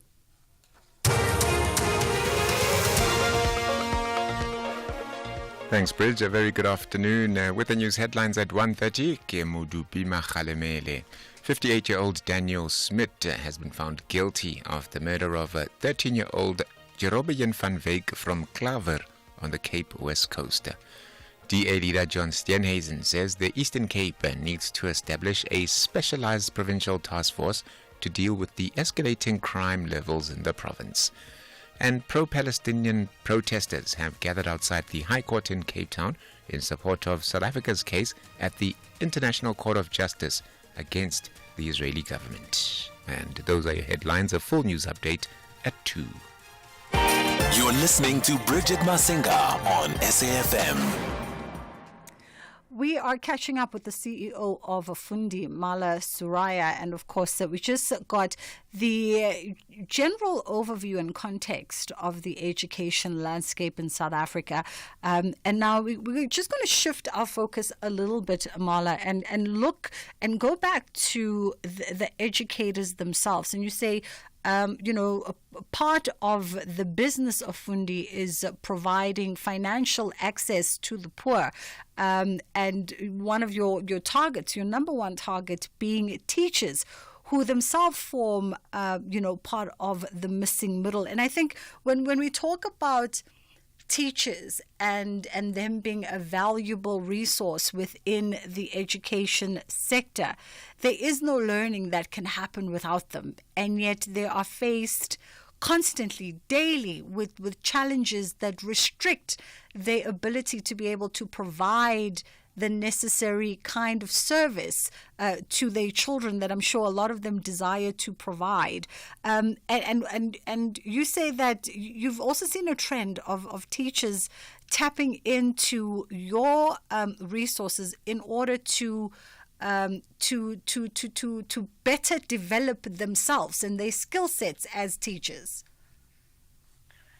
Yeah, having worked in the sector now for over 7 years, I really have newfound respect for teachers. And when I think about teachers, I actually think teachers are, in fact, the architects of future, shaping the future sectors. They are the ones that formulate doctors, lawyers, TV presenters, radio presenters, marketers, dancers, artists, because they spend 12 years with our children shaping the choices that our children make. They have got such a crucial role to play in the choices that a child makes after they finish with their basic education. So I don't like to look at teachers as, a functional role, just getting into a classroom and teaching maths or teaching science or whatever they specialize area in. Teachers are carrying a lot of emotional and intellectual burden, to put it bluntly, for us as parents and community. And they have a lot of challenges. And some of the challenges are, in the public sectors, the overcrowded classrooms, the inability to get to children that have special needs in the class, the inability to have the tools, the digital tools. While teachers are ready to adopt digital, they don't have the resources in the classroom to be able to utilize some of these platforms for efficient teaching. So that leaves them out. They're dealing with kids that have got emotional issues. They're dealing with pregnancies and dropouts. They're dealing with highly intellectual kids that they may not have all of the resources to support. And on the other hand, they're dealing with kids that have got challenges and they lack some of those resources. in our private schools, the story is slightly better because the resources are there, the funding is there, the fees help. But in the public sector, I must say, teachers are really challenged. However, the Fundi story is a good news story. The teachers do not lose hope. I go to many, and we support a lot of teacher awards across the country. They absolutely love their jobs. Yes, they would love more support and more resources in the classroom, and they have hope. They do not have a defeatist attitude, and I think teachers were really called to be in the classroom because they're very special people. They never give up on their kids, and they're always coming for support to make their classroom better, and they want their school and their facilities to be recognized for the little that they do. But I must tell you, Bridget, the beautiful stories that we have at Fundi, I've got, I think, 5 or 6 teachers across the country that have been customers of Fundi for over 15 or 20 years. And over that time, they have been taking loans to support kids in their school. Now, that is absolutely amazing because what are those teachers doing? It's not their dependence. They just see a kid that has got potential. They have access to Fundi funding, and they sponsor a kid. And we've got many, many teachers. You know, on average, our teachers are taking out 2 or 3 study loans, whether it's for a device or for registration fees, to not only educate themselves, but to also support another kid. And for me, that is the most beautiful story, because in spite of the challenges that they face, all they see is what can they do as the teacher to provide some platform of hope. They're really a special cohort of people. And I mean, what a beautiful tale told. Because I was going to ask you that. Despite the potential to directly impact individual learners, despite them being architects of our society and our thinking, it's always been in the back of the mind that with all the challenges that they face, does this ultimately cause the profession to be less attractive? And yet here you are also detailing to us just how teachers go over and above, not just for their students, but also just for the greater community, really. Because if you're investing in someone else's child in your classroom, essentially you are changing the life of a family, and that has a reverberating effect across our communities. Yeah, definitely. They are community and village changes. Look, I think that a lot of I don't know what the stats are, but I would suspect that today's youngsters may not be choosing teaching as a profession because they do get put off by the challenges that they see, especially if it's, in a public space, if they see something on TV or radio, that could be a deterrent. While on the other hand, if I think about it, I've got a niece who matriculated recently, and she is studying to become a teacher. So I guess, like I said earlier on, perhaps it is a calling. And we'd like to encourage it, like I was saying to somebody the other day, everybody should actually be a teacher, because you could do a day job and teach online at night. There's so much that we as professionals can give back to students during the weekends and part-time to support our teachers. So I think there's a big movement as well that the teaching community is calling for, alumni and professionals from the corporate world to say, come on board, come alongside us and help us out, especially now during matric exams. Matriculants are desperate for additional support. Yeah. And that's where, somebody who's not a teacher but is a professional in any corporate field and has spare time can actually pitch in at any public or private school and support. Absolutely. Marla, thank you so much for the time today. Definitely quite a fruitful conversation, quite a rich conversation indeed. That was Marla Suraya, who's the CEO.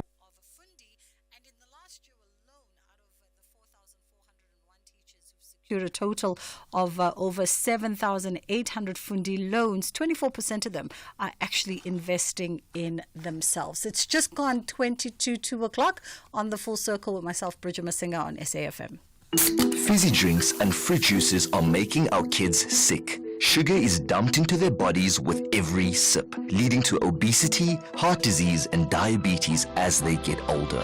We need to protect our kids from all sugary drinks. Demand a stronger health promotion levy now. Sign the petition on healer.org. That's HEALA.org. 16 teams of Mzansi Africa's Elite League are back to the battlefield. Namanda Masha. They all believe Ukutukusoba right, Kube bright, as they navigate the path to the final. This is the second edition of the Carlin Knockout Cup. Fagukesi. Catch the unmatched passion and drama of Ipolala Mzansi. The Carlin Knockout Cup. Live on SABC 1 and SABC radio stations. Also available everywhere for everyone. Always on SABC Plus. Proudly brought to you by SABC Sport. For the love of the game. If you think you cannot afford a lawyer, think again. Clientele Legal has made professional legal services affordable for you. Whether it's a civil, criminal, or labor-related matter, we have a nationwide panel of attorneys standing by to assist you. SMS SAFM to 32195. That's SAFM to 32195 and we'll call you back. Clientele General is a licensed non-life insurer and an authorized FSP. Standard rates and terms and conditions apply. You are listening to The Full Circle. All right, it is a Monday. On Mondays, we take a focus on all things, business, entrepreneurial, all things around the professional development, and we look at various sectors and industries. And now we're going to be catching up with Lynn Krochok, who's the CEO of Under One Roof, a new digital platform that's addressing challenges in the local real estate market. And we know that the real estate market is notoriously fickle. I know this firsthand. My mom has worked for one of the biggest real estate companies in South Africa, but globally they've got a footprint as well. I won't give them any free advertising, even though I know they're listening, but they're the ones with the green. And so I know just how fickle and stressful and demanding and challenging this particular sector is, and how oftentimes it's impacted by a whole host of external factors that are often outside of the control of real estate agents. Good afternoon to you, Lynn. How are you doing today? Very well, and you, Bridget. Good to chat to you today. Thank you so much for the conversation. Much appreciated. Just by way of clue, my mom's name is Pat, and she works for the company that has a first name that kind of sounds like hers. That's green. That's green. Let's talk about just this sector, because it is a lucrative sector, but it's also a sector that is plagued with a lot of challenges. And sometimes I wonder if it enjoys the same kind of support as other mainstream sectors enjoy. So I think it does, yes. But as you say, it sometimes can be a little bit confusing or overwhelming, particularly for first home buyers, and sometimes even for people that have done it before because they've had a bad experience. So I think there's a lot to be learned, and sometimes there's too much information to try and, I wish someone would have given me a step-by-step guide, which I think, if you could say this is point 1 to point 10, this is what you need to do, this is what you need to look out for, I think it would make life a whole lot easier, because I think it's a little bit cluttered in terms of the amount of information there is to digest when you're looking looking at property, purchasing, renting, whatever you're looking at doing. I just think it can be a bit overwhelming for individuals. Yeah. And I mean, you talk about, real estate going largely online and agents facing old challenges as well as new challenges. So what do we know about the adaptability and the agility of the sector and those who also operate in the sector? So I think the way the world is moving definitely in the last sort of 20 years or so is everything has gone into the palm of your hand. And what I mean by that is into a cell phone interface.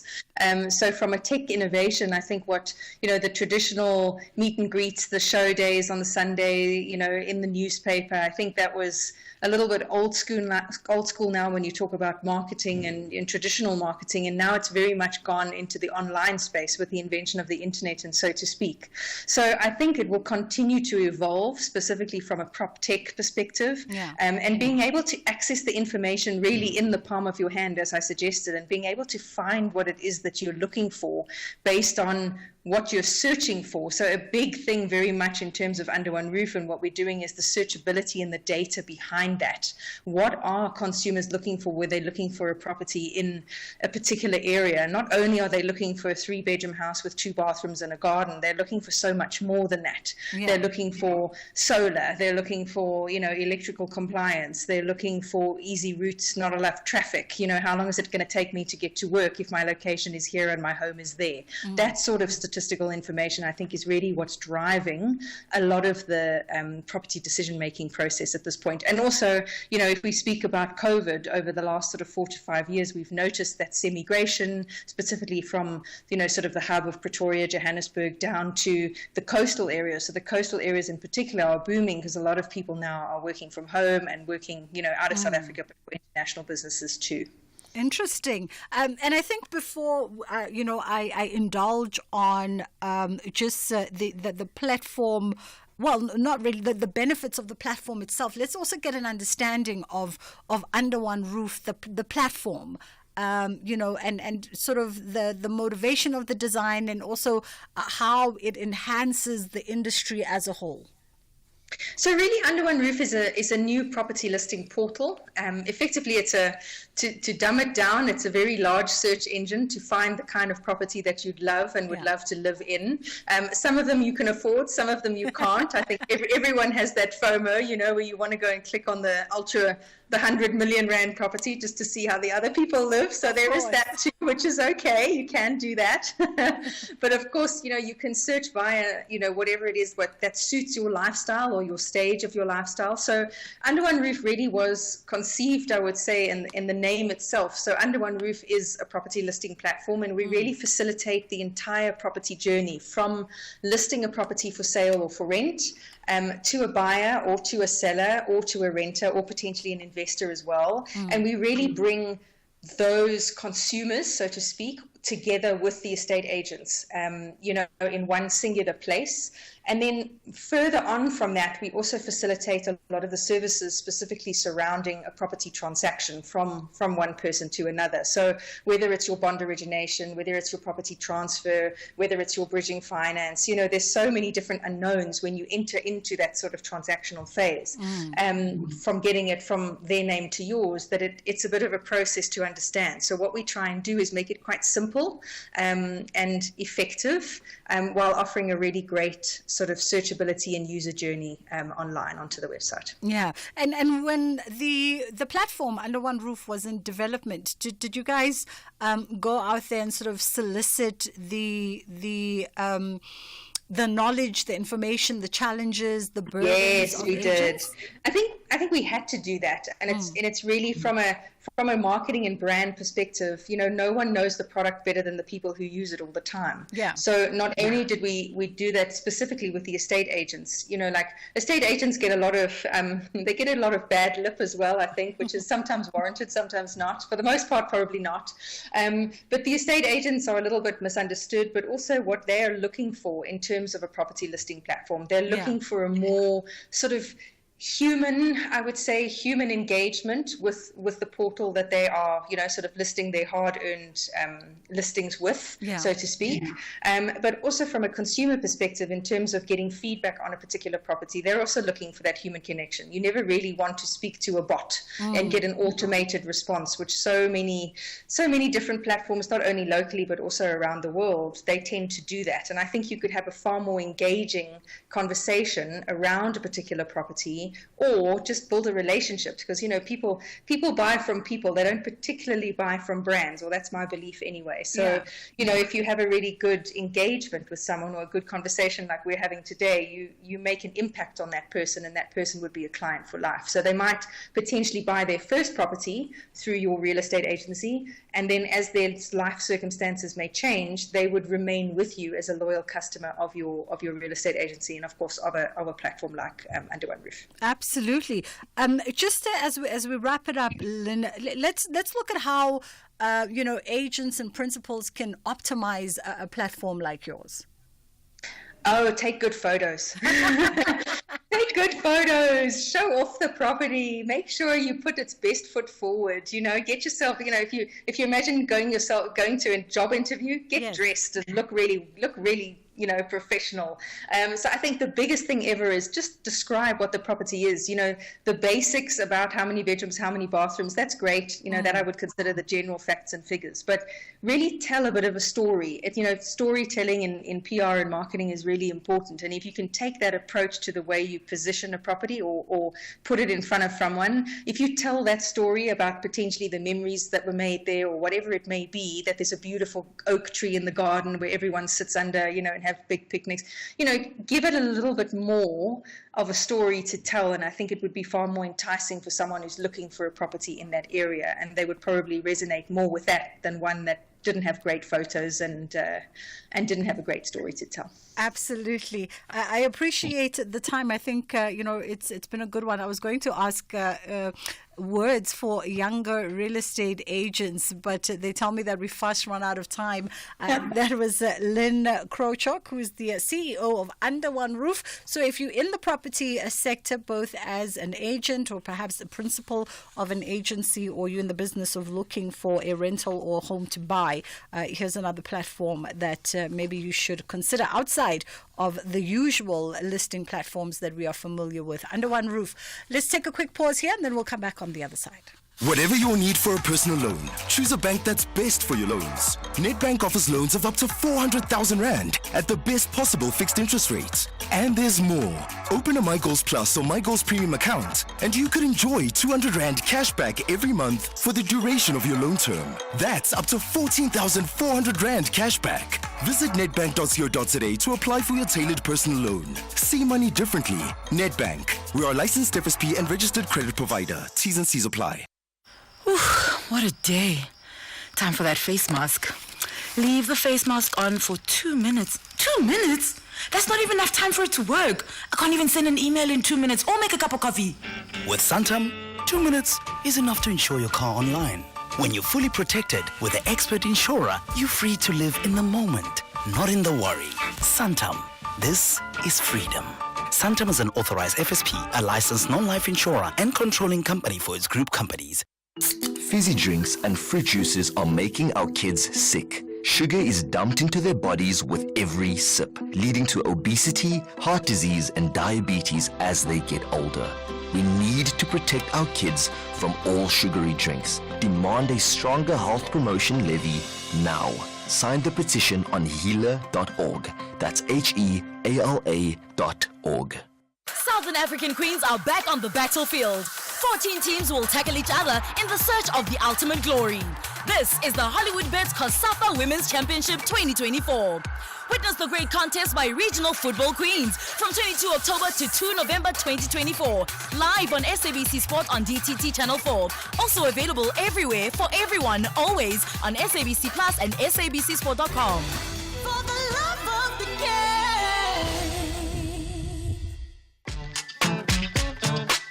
Bridget Masinga, weekdays on The Full Circle.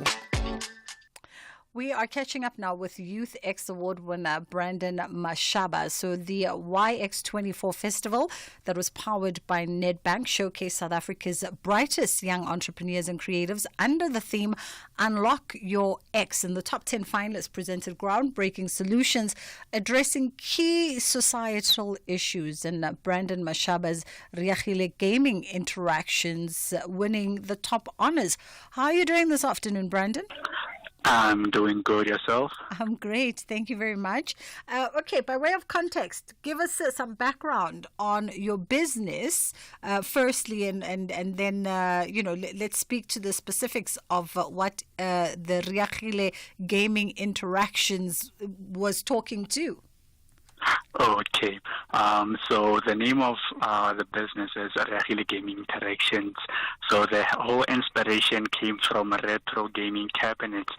So as I was growing up, we used to play these other retro gaming cabinets that featured games like your King of Fighters and the likes. And my uncle used to own them. So as time evolved, those gaming cabinets, they started to disappear from townships. And that's where some of my friends used to have consoles, and unfortunately, I didn't have one while growing up. Okay. Yes. So, Riachile Gaming Interaction, we built modern gaming cabinets. So, we're bringing that old nostalgic feeling. So, we put these gaming cabinets in local shops. Then we share profits with the owners. And when you talk about gaming cabinets, are you talking about like those standalone games where we used to play Pac-Man? Yes. So it's the same concept, new design, and modern games. Okay, we actually have an artistic installation here at the SABC featuring a specifically designed game that speaks to exactly that, the gaming cabinet. Now, tell me, so you talk about, wanting to evoke that sense of nostalgia. What was the inspiration behind the pursuit of this passion for you? And obviously the winning this competition, what does that mean for your business moving into the future? Okay, so as mentioned, as I was growing up, I didn't own a console, and it didn't feel nice because whenever you're playing with your friends, now they have to teach you everything. So bringing these gaming cabinets in township means that kids in townships can now access modern games, and they can learn basics of esports.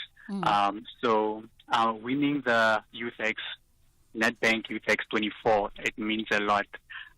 Just being recognized, because I was most excited when I heard that I'm in the top 10. But winning it is, it really means a lot to me. Yeah, we've seen quite the uptake on esports in South Africa. Just this last 2 months, I've spoken to quite a few gamers and gaming developers and funders within the sector. And you talk about access to townships, a very important part, right? When we talk about inclusivity as well as introducing kids from, lower income communities to a host of other digital and technology-driven prospective careers. Yes. Your thoughts on that? So, the esport industry worldwide is worth 180 billion. And I want township kids to also have a bite on that industry, because our gaming cabinets, I can't say they'll teach them everything about esports, but they'll know the basics, and as they grow, they can continue that route or otherwise. Yeah. Just quick one before we get to the news. How do you go about selecting where your gaming cabinets are located, and will this help you get into more spots around more locations? Okay. So as you know that we operate in Kasi, and in a township called Soshanguve, and a lot of people might think, you're putting these fancy gaming cabinets, Kasi, they're going to steal them, and things like that. And honestly, we haven't experienced any of that. So we have a criteria that we put in place. So firstly, we go, we check the place, we screen the place, and we see where it's suitable to place the gaming cabinet. Then we just do another screening of the shop owner and the employees, just to get a sense of what kind of people they are. So that's mainly our criteria. Fabulous. Well, listen, congratulations on this win, and we wish you nothing but the best in future. Hopefully the next time we walk into our neighborhoods, we'll see some of your games there. That was Brandon Mashaba, who just walked away the winner of the Youth X Award.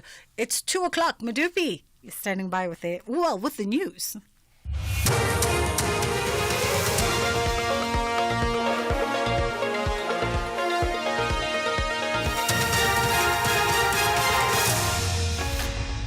Thank you very much, Sister B. The top stories at 2, spaza shops to be registered across the country, and a pro-Palestinian protest in Cape Town. A very good afternoon. Small Business Development Minister Stella Ndabeni-Abrahams says a special team is currently working on registering spaza shops across the country. In recent weeks, there have been numerous cases of children dying and some falling ill after allegedly eating contaminated food from spaza shops. The Health Minister announced this morning that the 6 children from Naledi, Soweto died as a result of a chemical called organophosphate. Ndabeni-Abrahams says they're also working with local councillors to assist them in registering spazas. To assist spaza shops with registrations, because it is important that they be registered so that we can know in a particular street there are so many spaza shops and who's running them. We're working with the ward councillors, with the CDWs, including the wholesale and retail SETA, which has just sponsored appointment of 200 unemployed graduates to complement the existing personnel at the local level. Please note that the following story may upset sensitive listeners, including children. 58-year-old Daniel Smit has been found guilty of the murder of 13-year-old Jerobeyen van Wyk from Klaver on the Cape West Coast. The Western Cape High Court has found that the murder was premeditated. The teenager was murdered 2 years ago. Smit alleged that he stole fruit from his property. Part of Jerobeyen's remains were found in a drain on his premises. The court found Smith guilty on charges of attempted murder, kidnapping, premeditated murder, violating a corpse, and defeating the ends of justice. DA leader John Steenhuisen says the Eastern Cape needs to establish a specialized task force to deal with the escalating crime levels in the province. He was speaking in Gqeberha, looking at the impact of crime on tourism in the Nelson Mandela Bay. Steenhuisen says the Metro needs to establish a police beachfront tourism protection unit to enhance the safety in the tourism areas. He says he will raise these issues with both the police and tourism ministers as the festive season approaches. The councillor has already written to Ian Cameron.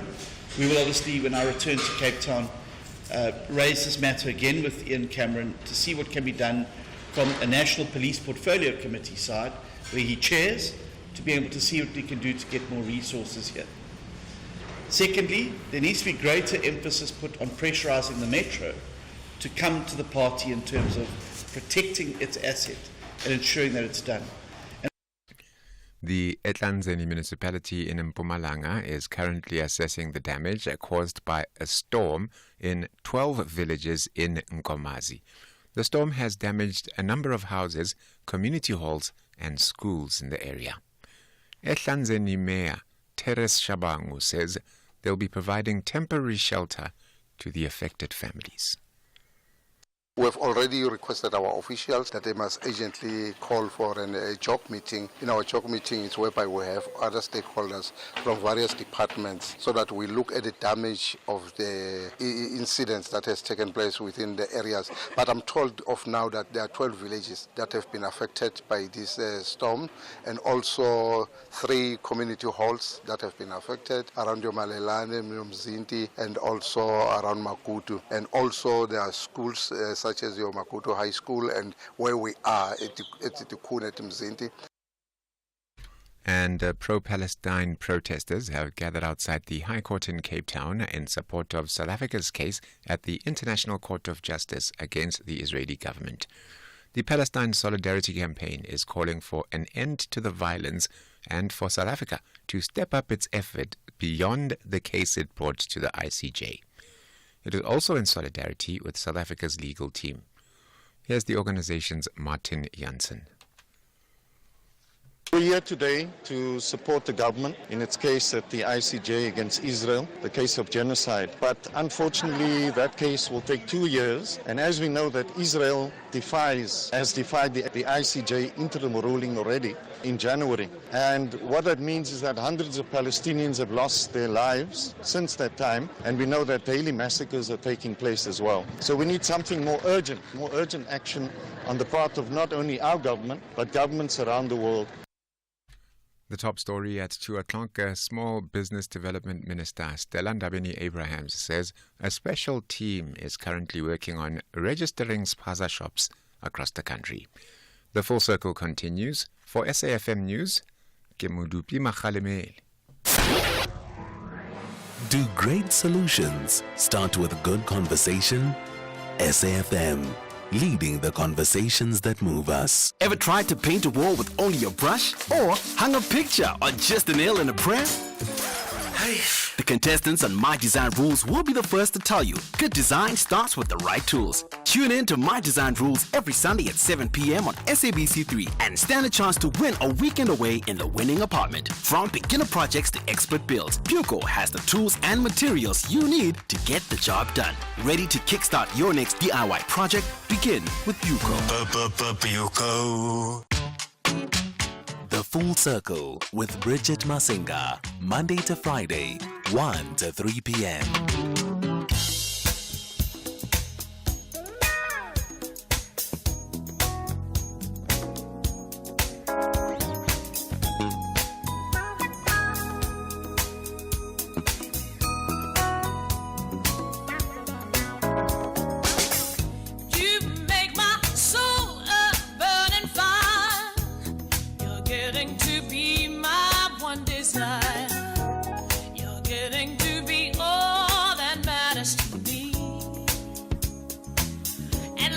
Tell you, boy, I hope and pray each day I live. A little more love I have to give. A little more love that's evil and true. 'Cause all I do is think about you. Oh, baby. Just think about you. Think about you, yeah.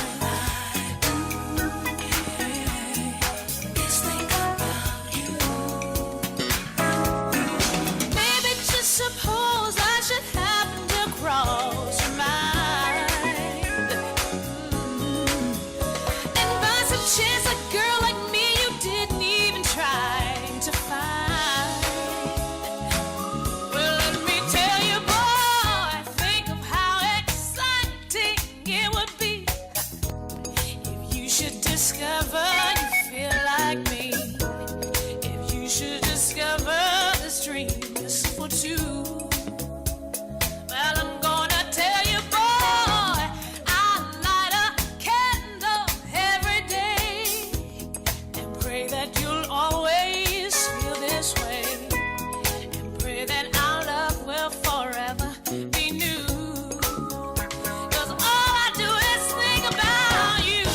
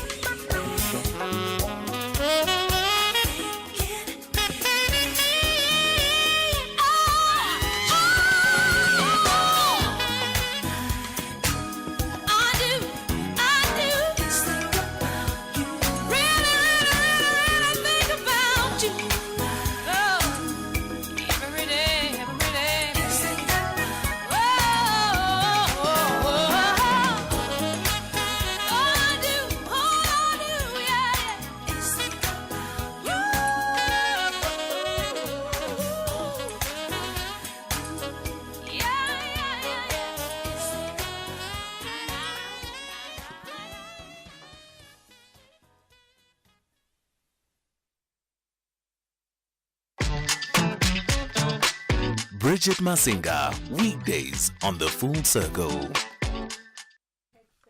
It is The Full Circle with myself, Bridget Masinga, on SAFM. Kirk Wallum coming through featuring Wendy Morton on this one. All I Do Is Think About You. That is how we break into the second hour of the show. It is a Monday, and of course, on a Monday we take an interesting theme for the show as we delve into matters of personal and professional development. We look at conversations around business, conversations around entrepreneurship and the hardships and challenges of their journeys, conversations around leadership and the importance of such. And today we have a very special guest joining us for conversation, a woman who needs absolutely no introduction by way of the business sense, because she has long proven to be a formidable leader, highly respected voice across various sectors. She served on a host of boards as an executive and non-executive member, whether we're looking at mining, whether we're looking at retail, the list goes on and on of the sectors that have felt your golden touch. And she's here today as the president of the International Women's Forum of South Africa. But that's just one hat that you wear Monday to Friday. We've got Umam Nolita Fakude joining me in studio. How are you? Bridget, I'm good, thank you, and thank you for that introduction. When you listen, you realize that you've lived long, so yes. I'm grateful for that. Thank you. You've lived long, and would you say you've lived successfully? You've lived with purpose and intention, and you've lived true to yourself? How would you surmise the professional journey? The professional journey is linked to the personal journey, I believe, and I've lived with intention, and I have lived with humility and gratitude all the time. But more importantly, I've lived, I believe, with a sense of acknowledging that there have been a lot of people who have supported me in that journey. Yes. And therefore, that's why for me and the organization I'm part of, which is International Women's Forum, the issue of mentorship, of coaching others, especially women, is important, and also developing the next generation of leaders is crucial. Can I ask you this, as a young Nolita getting into business, for you, because we often sit in different spaces with young women at the Women's Month teas and brunches and this and the other, and they'll talk about how there is a crop of forerunners, and they go, oh, how I wish I could infiltrate that circle of women who they perceive as being captains of industry and successful and I wonder, as a young Nolita, for you when you got into the business, whom did you in your mind at the time feel that if I could just have a seat at a table with this crop of leaders, be it female or male or otherwise, I would get the most learning from this group of people?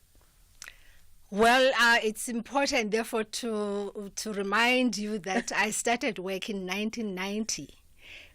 pre-1994. Yeah. And I always say I've been in corporate sector before 1994 and post-1994. And my generation and myself, as women who came into business that time, the role models that we had were people in the magazines or the people that we heard about. So you would think, well, there's a Wendy Luhabe that you've read about in the True Love magazine or Tribute magazine that Apel Lutuli was publishing, or a Futim Toba who was sitting somewhere at Deloitte. So there were women, a handful of women in the country that you knew about and read about and always felt that at least one day I could be somewhere there. But over the years, we have been mentored and coached by different women and men of my generation, the late Lotun Ndlovu, Roel Khoza, Bheki Sibiya,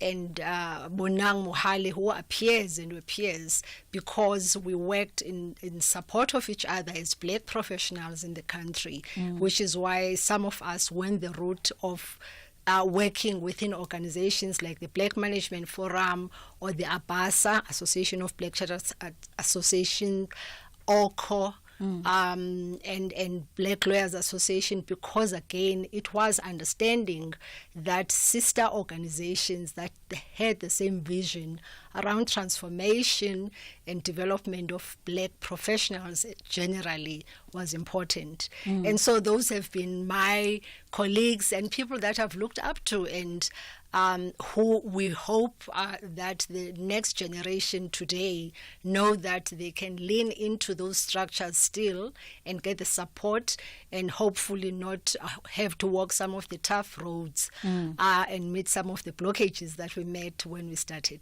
Yes. Are they doing that? Is this generation leaning into the resource of the network?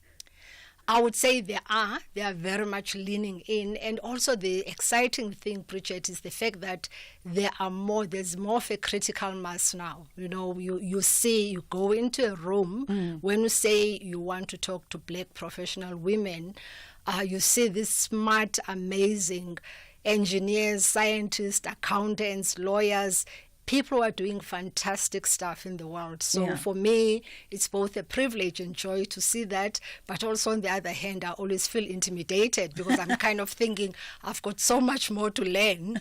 And so the mentorship and coaching roles that are happening today are intergenerational in a way, and also we tend to look at more saying, you know, if you and I are going to be in a mentorship relationship, it's a two-way process. Yes. I learn from you, you learn from me, and hopefully we can be able to find solutions for the future that are informed not only by the generation that has been there ahead of them, which is my generation and others, but also influenced by the thinking of the young women leaders and other women who are coming and seeing the world from a different lens. Yeah. We obviously have in our generations people like Abomamwa Uprikalea Bam, Dr. Bam. We've got Umamuzane Lembeki, who is the founder of International Women's Forum, for example. Yeah. That we had looked up to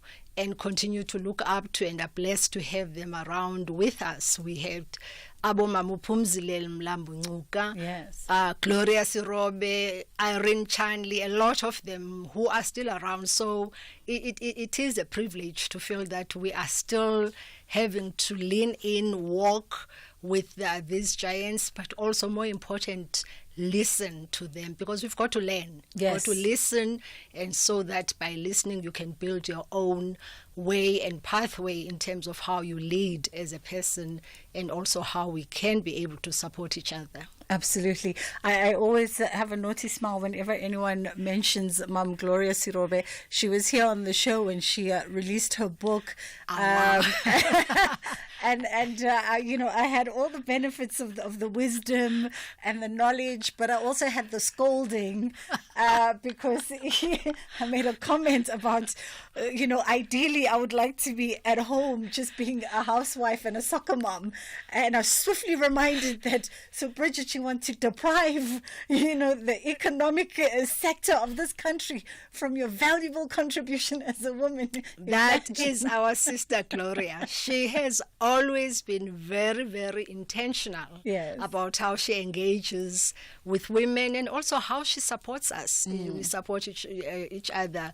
And also, as you say, as the big sister, she's very clear and quick to scold you and say, hey, you better get your act together. We don't want to be embarrassed as women. You know you are there representing other women. And that's important because it makes you realize that you need to be intentional, you need to be purposeful, and also more importantly, you need to talk to others to learn and understand what is the bigger agenda and what are we all working towards.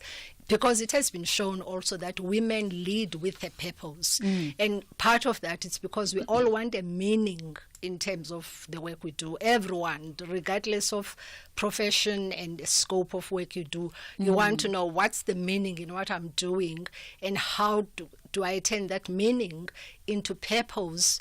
I know the younger generation says passion. I say, well, passion doesn't really pay the bills. Yes. So you need first to make sure that it's meaningful, it's purposeful, and it's needed by society so that then you can be able to commercialize it and make it a social enterprise or even a full commercial enterprise because you are matching your purpose and your passion and your vision with what is adding value to society. I mean, this is when people would say mic drop, and not a lot of people's passions collide with their purpose. So if your passion and your purpose happen to intersect, you're a very fortunate person. Let's talk about the intention of leadership, right? And we're going to get into the Hall of Fame Awards, and obviously which falls under the umbrella of the International Women's Forum of South Africa. But intent is clearly something very central to who you are as a person and who you are as a leader. In just the last 10 minutes, the word has been mentioned at least 4 or 5 times. And I wonder as we move forward building the new crop of particularly female leaders in our country on the continent, the necessity for women who have already broken through doors in particular spaces to lead with intention and to also avail themselves with intention of building the next cohort. How significant is that?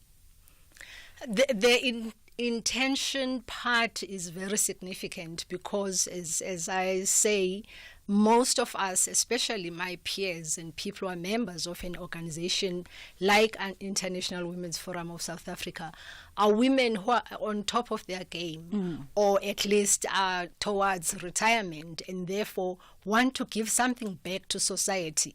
So your sense of agency around intention and your sense of agency and thoughtfulness about what you do and how you spend your time comes in. And therefore, even when you mentor someone, you want to mentor someone who is clear about their passion, because then you can help them work through what are the priorities of what they need to work on. Because the challenge with the generation today, which is different from our generation, is that you have so many options and possibilities. And when you have those, sometimes you get a little bit confused and excited and you want to try this and that. So the intentionality around engaging with the next person is important, because then you help and say, okay, what do you want to get out of this conversation or this relationship? And then how do we work together? How do I support you to meet your goals? And what are some of the development gaps that you may have that we need to help you with? And it may not be myself helping you with those, but I can go through my other broader network of sisters and brothers and say, please help so-and-so, because this is their purpose. So that's where intentionality comes in, because you are leveraging off your networks to support and make sure that the next person is able to leapfrog literally into a role where they are able to meet their vision and their purpose. One of the best descriptions of mentorship I ever got from a former radio boss of mine was to say that mentorship is, and I think you alluded to it at the beginning of our conversation, mentorship is essentially providing you the cheat sheet so that you don't have to have the same stumbles. The goal is attained a little bit quicker with less mistakes than those who've walked the journey before you. But also tandem to mentorship, right, is a conversation around advocacy. And I love the way, Sis Nolita, that you also just outlined the relationship of mentorship, because I think sometimes it gets lost with the mentees.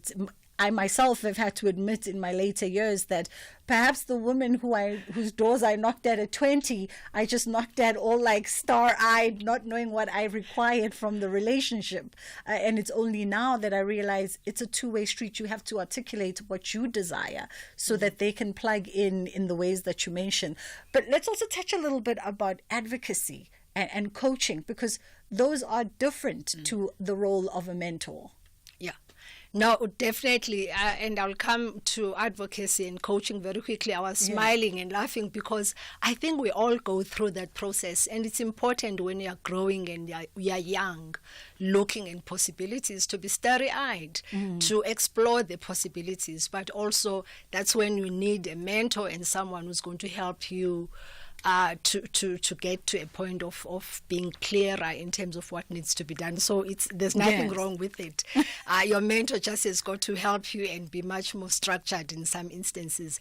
But talking about advocacy and coaching is important. Organizations that I had mentioned, the IWFSA, the AUKOS, BASAS, BLSA, and including even APSEP, those are advocacy organizations because they've got a clearer vision and goal, which often either includes building up a mass movement of a particular profession, or building and coaching women or young people or entrepreneurs, and therefore working around influencing policy. And working with decision makers, whether they be in government or in private sector or just general civil society, because then you are clearly advocating on behalf of a broader representation group. And that's what we do, and it's important that we leverage the advocacy voice because it amplifies your voice. It gives you an opportunity to partner with other like-minded organizations so that you are able to have a much bigger and better impact. Coaching, on the other hand, it tends to be very much a formal relationship because then there's a plan, there's a timeline, and there are clear goals. And then you're working on something that is much more defined in terms of, for this year or for the next 2-3 years, my goals and plans as Bridget are to do X, Y, Z. And therefore, you almost have an accountability partner that you're working with, and an informal coaching role, obviously, like that we provide within International Women's Forum, you don't pay for because it's funded differently, whereas in some instances, companies would pay for you as an executive to go onto a coaching program with an external person, because this person then not only supports you with these processes of your goal and career, but also you cover your life, the holistic person, because when you come into the world of work, professionally, you are bringing yourself, your full self, into that space, and that includes your personal goals, your spiritual goals, your everything as a person. And therefore, your coach helps you navigate your journey during that period in such a way that you get a sense of I don't like using balance because these things are never balanceable in real life, but give you a sense of you are looking at life holistically. So coaching is much more structured and often more advised, whereas advocacy is much more around amplifying a particular agenda item with stakeholders and using that as a source of making sure that you reach as many decision makers as possible to influence the outcome. I your time is invaluable, and it costs a lot of money, and I feel as if we still haven't gotten to the awards and everything else, and I fast run out of time. It's the news coming up now, the headline news, and then we've got a Kids Corner feature for 5 minutes on the other side. In that 5 minutes, I'm going to negotiate offline and then we'll come back on the other side and I'll tell you if my negotiations succeeded or not. Let's take a quick pause for the headline news. Thank you very much, Sister B. And with the news headlines, ke Mudupi Makhalemede. Cooperative Governance Minister Velenkosi Nihlabisa has announced that the government has established contingency plans to minimize the impact of severe weather conditions during the summer season. Small Business Development Minister Stella Ndabeni-Abraham says a special team is currently working on registering spaza shops across the country. And Correctional Services says it'll deal with individuals found to be guilty following allegations of corruption by officers in the department. And those are your headlines. A full news update at the top of the hour. You are listening to The Full Circle. This program is brought to you by SABC Education. Enriching minds, enriching lives.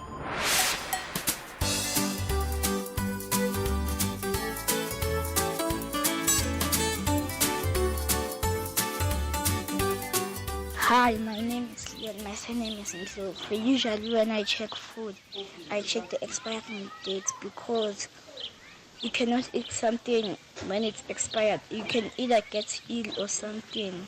I've tried it, but I've gotten really ill, like maybe more than 2 days. Yeah, I had to leave school and it wasn't really nice leaving school. Eating something expired is not really good. I've tried it. Hello, my name is King David. I'm in grade 5C.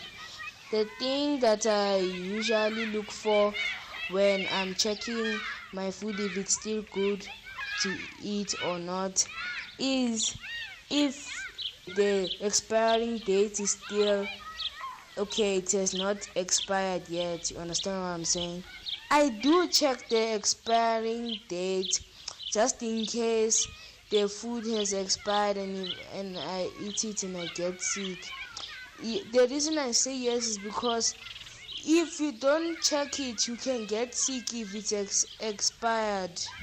I have found something that I wanted to eat expired, but there is nothing I could do. I did not do anything because even if I did it, it was the last one. So thank you. Good day, everyone. My name is Yolanda. I am 11 years old. I learn in Pakistan Public School. Today I will be talking about food.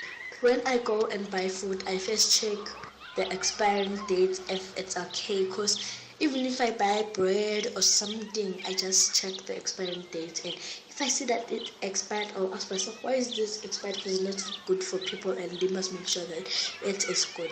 Yes, I do check the expiring dates when I buy something. I cannot live without checking the expiring dates. I check the expiring dates because I want to make sure if we eat good food, because I do not like eating something that's not good for me and not good for my body. Yes, I've ever found something that I wanted to eat and I found it expired, but it looks like it's because I did not check the expiring date. I did check the expiring date, then I left it on the fridge. Then after I went day by days went, and then I forgot that it can get expired. Then I was ready to eat it and I was so excited because it was a small cake, those ones that are in a paper, and I was ready to eat it. So I went there and took it, then I opened the paper. Then after I saw the expiring date, it was this, I don't know, something 30 June, and there it was, the date was 10 July, around the, and I was like, oh my god, I have to leave. I told my mother. Then my mother said, I must not worry, she'll buy me one, and she bought me a bigger one. That's why I love my mother.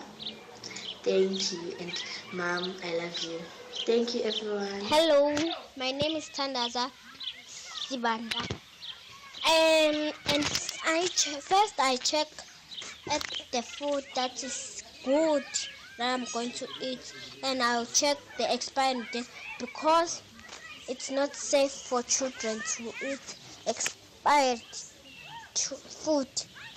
But if you can't check the expiry date, you eat if it has expired, you will get really sick, and you will not your parents will not recognize that you are sick, and you can't tell your parents now, but you should check the expiring date before you eat it. And yes, I check the food before I eat it. Hello everyone, my name is Ashley Kabamba. Honestly, I don't check the expiry date of some foods unless it doesn't look like it's supposed to or it doesn't smell right. I'll throw out the food if I were to find it long past the expiry date. I think if you were to eat expired food, you'd most likely get very sick and even have diarrhea. Hi, my name is Daniel Kuburi. I always check the expiration date before eating certain foods. Sometimes, if the food is expired, I put it back in the fridge because I don't want to just throw away food. Because sometimes my mother would get angry. Other times, I would feed it to the ducks or just throw it away. I think that eating expired foods can make you sick because of all the mold and germs and all that other stuff.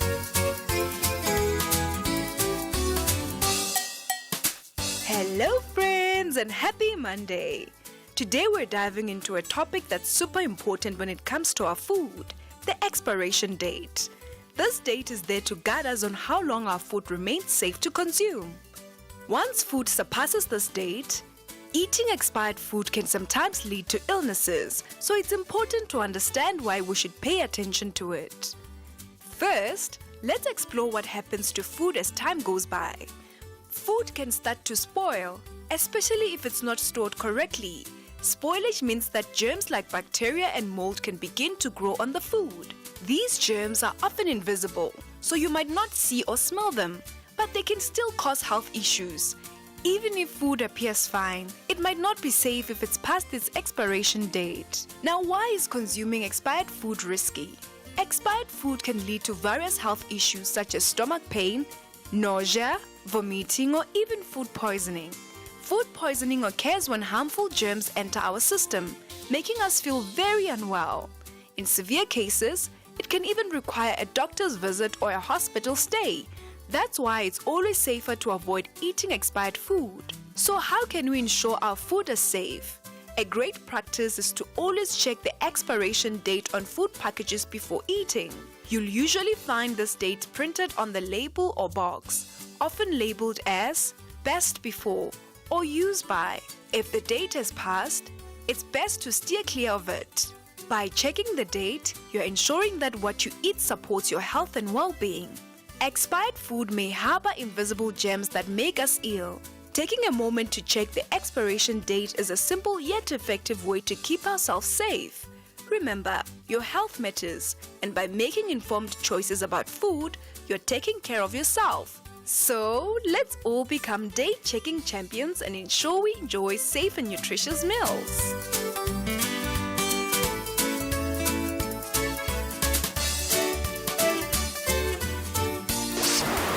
This program was brought to you by SABC Education. Enriching minds, enriching lives. And we went on a water safari, and Mom spotted a hippo, and it said, There is a place where you can see wonder and the wild, with breathtaking scenery and endless landscapes. Enjoy good food and embrace great taste. And the next day we went to the reed dance. I saw the maidens handing over reeds to the mighty Zulu king, and the Zulu warriors chanting, Bayede! Explore all this and more in the magical Zulu Kingdom. This message is brought to you by KZN Tourism and Film Authority. Get ready for the biggest night in South African music. Tune in to SABC 1 on the 2nd of November at 8 p.m. for the 30th South African Music Awards, celebrating our finest local talent. Catch the yellow carpet action from 6 p.m. and join us as we honor the legends and voices that shape our sound. For more info, visit samusicawards.co.za. Hashtag Less Noise, More Music. Hashtag Summer 30 in partnership with the SABC. If you think you cannot afford a lawyer, think again. Clientele Legal has made professional legal services affordable for you. Whether it's a civil, criminal, or labor-related matter, we have a nationwide panel of attorneys standing by to assist you. SMS SAFM to 32195. That's SAFM to 32195 and we'll call you back. Clientele General is a licensed non-life insurer and an authorized FSP. Standard rates and terms and conditions apply. You are listening to The Full Circle. So I won my negotiations that we steal 5 minutes of her very invaluable time. We were in conversation with Mama Nolita Fakure, who needs no introduction at all as a business leader within the context of South Africa and, of course, the continent. But she's also the president of the International Women's Forum of South Africa. And before we went to Kids Corner, we'd sort of painted the landscape in as far as leadership, in as far as the different relationships in context of leadership, as well as just the responsibility of development, across different sectors. And I want to hone in a little bit because you guys have the Hall of Fame Awards, which falls under the umbrella of the International Women's Forum of South Africa. Let's hone in on those awards. Who do they aim to inspire, aspire, and obviously highlight? Great. So the International we call it Hall of Fame. Hall of Fame. Playing on the fame part. It's in its third year, now in 2024. And the idea here is that because amongst ourselves as members and also the peers, we know that there are people who've been trailblazers, there are people who've been consistently flag bearers in what they do in their areas of success and career. And so we want to showcase them so that we can all get more inspired.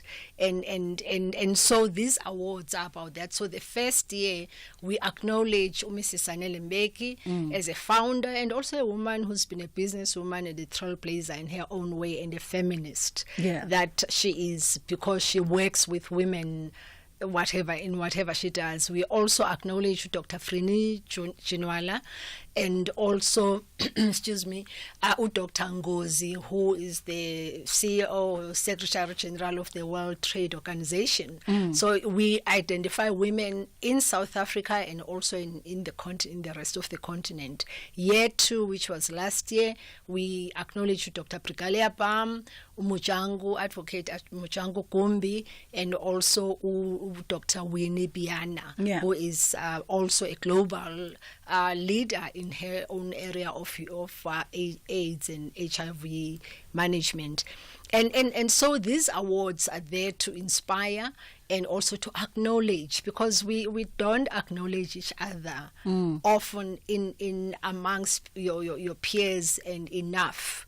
And when we do that, it's important. And as a result, for this year, I'm also even more excited because our keynote speaker is Umiswazi Shabalala, who is the former vice president of the African Development Bank. She just resigned 2 or 3 weeks ago because she's going for the top job of the CEO of the African Development Bank, and the logistics of it, you have to step down so that then you can be actually nominated. And the significance of this is that she will be the first woman to lead this institution, and secondly, the first South African to do so. So for us, we want to support her and give a platform and platforms as much as is possible for her to talk about her vision, what she would like to see happen using the platform like the African Development Bank. And Swazi has got great experience having worked in South Africa with different banks. Yeah. She worked for Standard Bank at some point, and she's been a non-executive director in different companies with different organizations, and so this is what we use for this platform to inspire others, and hopefully for us to aspire towards greater things even. A quick one on the pillars, right, and their significance in also just advancing women. Ignite, inspire, impact. Yes, our 3 pillars are important because they ignite, as I've said, the voice of women. Sister organizations, what's your agenda? How can we amplify it? Secondly, inspire.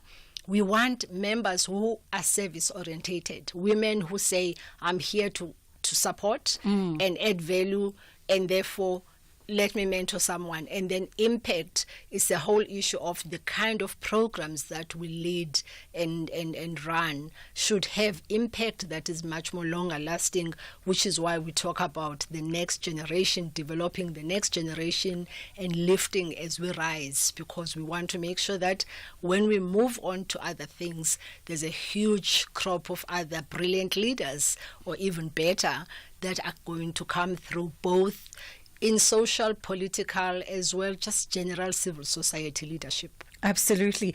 As we wrap it up, my final sort of question on that point of long-lasting impact. Give us a little peep maybe into the long-term goals of an organization like the International Women's Forum. Yes, one of our key signature programs we actually launched in 2022, and we are calling it hashtag 1000 Women, and we have partnered with Facet, one of the SITAs, Financial Services SITA, as well as Duke Corporate Education. And this program's intention is to develop, coach, and mentor executive leaders in financial services. And to date, we have put through 450 women, plus minus. But end of September next year, our 1,000 women leaders will be out there. And we have successful leaders there. An example we like to showcase is, I'm sure everybody supported in her success, but she also went through our program, is the current second deputy governor of the Reserve Bank, Dr. Mampo. She was part of the program. And we know there are other women leaders out there that we continue to support. So the issue around developing and mentoring the next generation of leaders is crucial for us. I appreciate the time. I appreciate you indulging me. Thank you for inviting us. Thank you so much, and we wish you also all the best with the program. You are a rock star. That was Nolita Fakude, who needs no introduction whatsoever.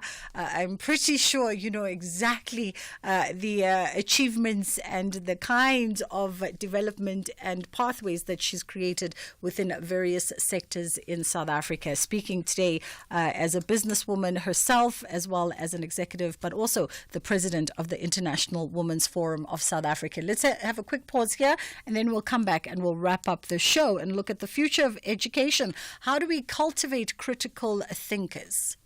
South African Airways is expanding in the DRC. We now offer direct flights from Johannesburg to Lubumbashi, the heart of the DRC's mining hub.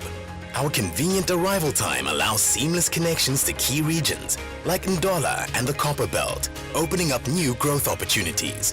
Traders can benefit from our generous baggage allowance, while SAA's superior aircraft belly capacity ensures your cargo reaches most parts of Congo on the same day.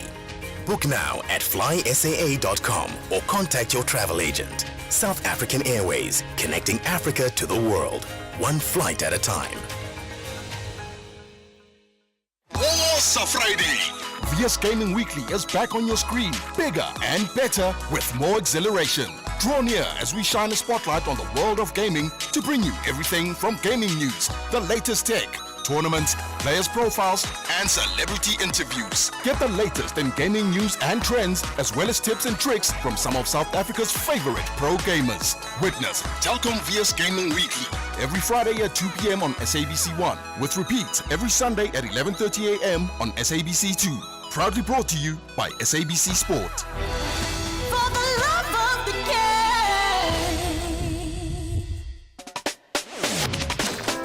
game. You are listening to The Full Circle. All right, we are catching up now with Mario Prince, head of Elson Jr. Preparatory, that word always gets me, at Redham House, Durbanville. How are you doing, Mario? Doing very well, Bridget. Thank you so much for having me, and good afternoon to your listeners. Thank you so much for the time. All right, so we are navigating the complexities of the 21st century. I think everyone understands this.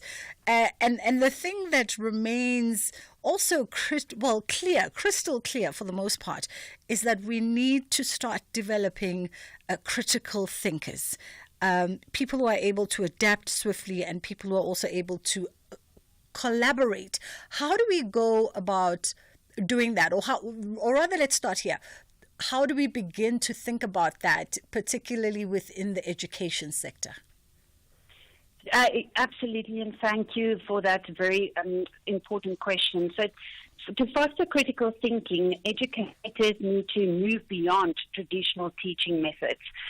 Our philosophy to teaching and learning is so incredibly important to foster critical thinking and to develop problem-solving skills in children.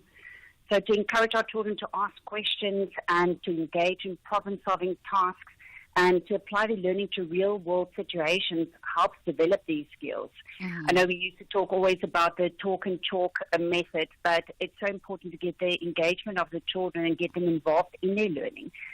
To include collaborative group work and project-based learning, those inquiry-driven approaches. So we refer to making those real-world connections through exploration and high-level questionings are key tools to develop this and to foster deeper thinking in our children. Now, the one thing that we also know, Mario, in the context of South Africa, right, is that education is not equal.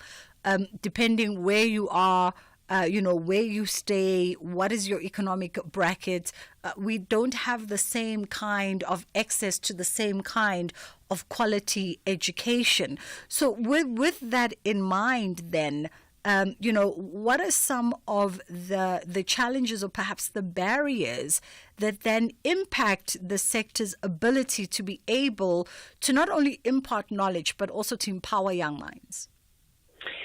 That's very correct and true. I think it's in the end about what we do in our scenario and in our circumstances, and equipping our teachers also to include that personalized learning without and seeing each child as unique. We also talk about personal, social, emotional development in children, especially in early learning, that sets the foundation not only for academic success, but also equip children with those essential life skills.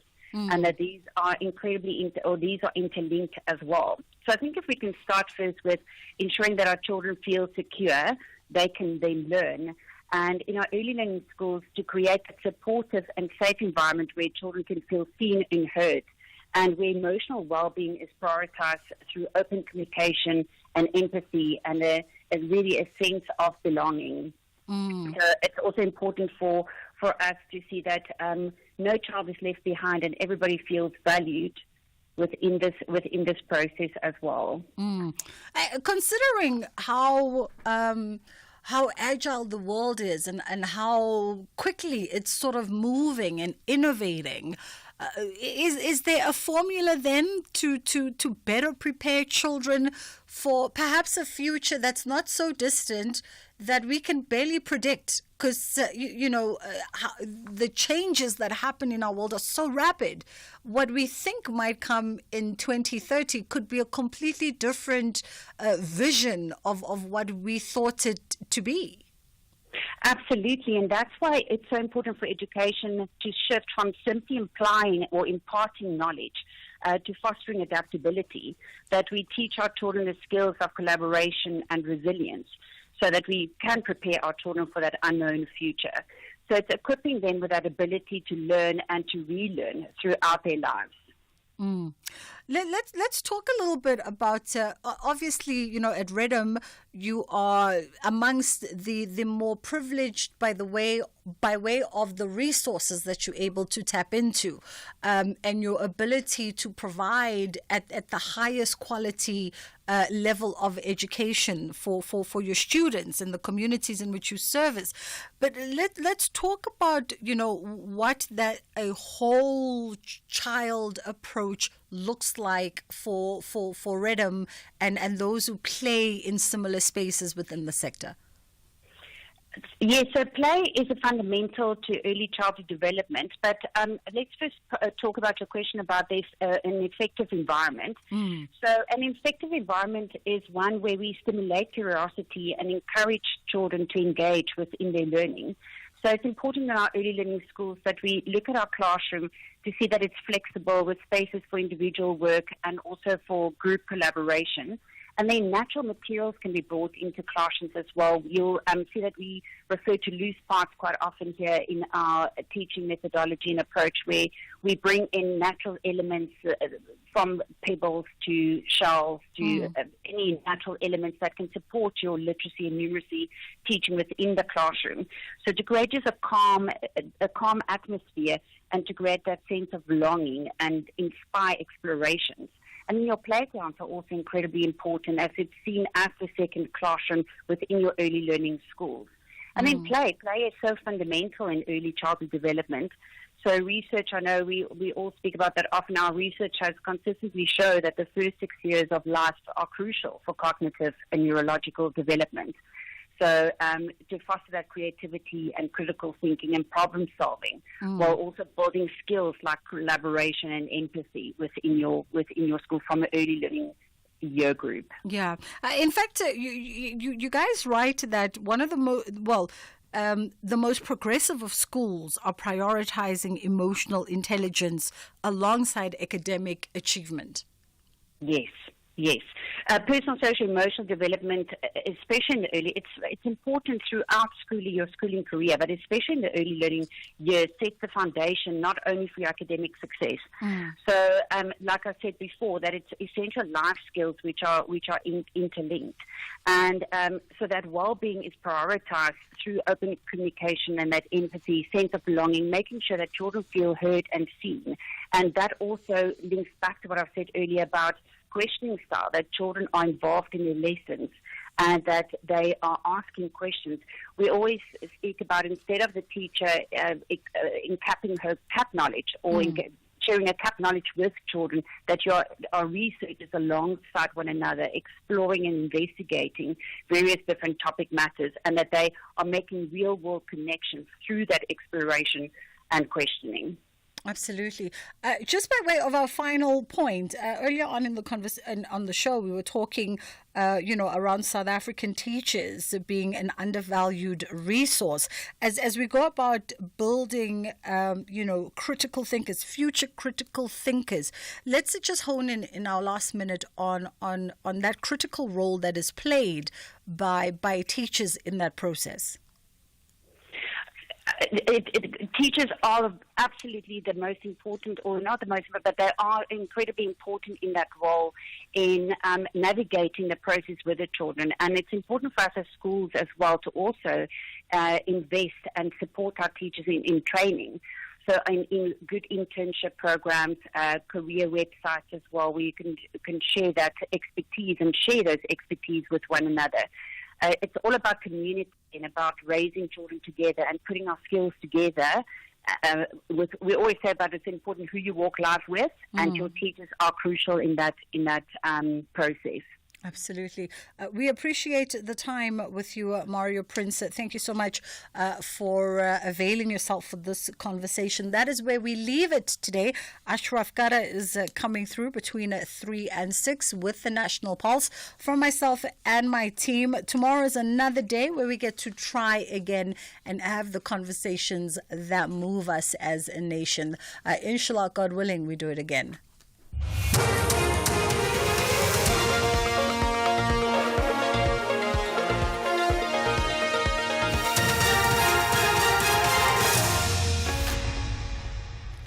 The top stories at 3 o'clock. Plans to cushion the impact of severe weather conditions and spaza shops to be registered across the country. A very good afternoon. COGTA Minister Velenkosi Nihlabisa has announced that the government has contingency plans to minimize the impact of severe weather conditions during the summer season. He says the department has been collaborating closely with disaster management structures to ensure a coordinated response to recent heavy rainfall. Briefing the media in Pretoria, Hlabisa says that the department's efforts aim to promote risk reduction measures and to implement a coordinated response to disasters. We are also working closely with municipalities, the provincial government especially, and other stakeholders to ensure that the affected communities receive necessary support, including food, shelter, and other essential services. The department will continue to monitor the situation and provide support to the affected communities. Small Business Development Minister Stella Ndabeni-Abraham says a special team is currently working on registering spaza shops across the country. In recent weeks, there have been numerous cases of children dying and some falling ill after allegedly eating contaminated food from spaza shops. The Health Minister announced this morning that the 6 children from Naledi, Soweto died as a result of a chemical called organophosphate. Ndabeni-Abraham says they are also working with local councillors to assist them in registering spazas. To assist spaza shops with registrations, because it is important that they be registered so that we can know in a particular street there are so many spaza shops and who's running them. We're working with the ward councillors, with the CDWs, including the wholesale and retail SETA, which has just sponsored appointment of 200 unemployed graduates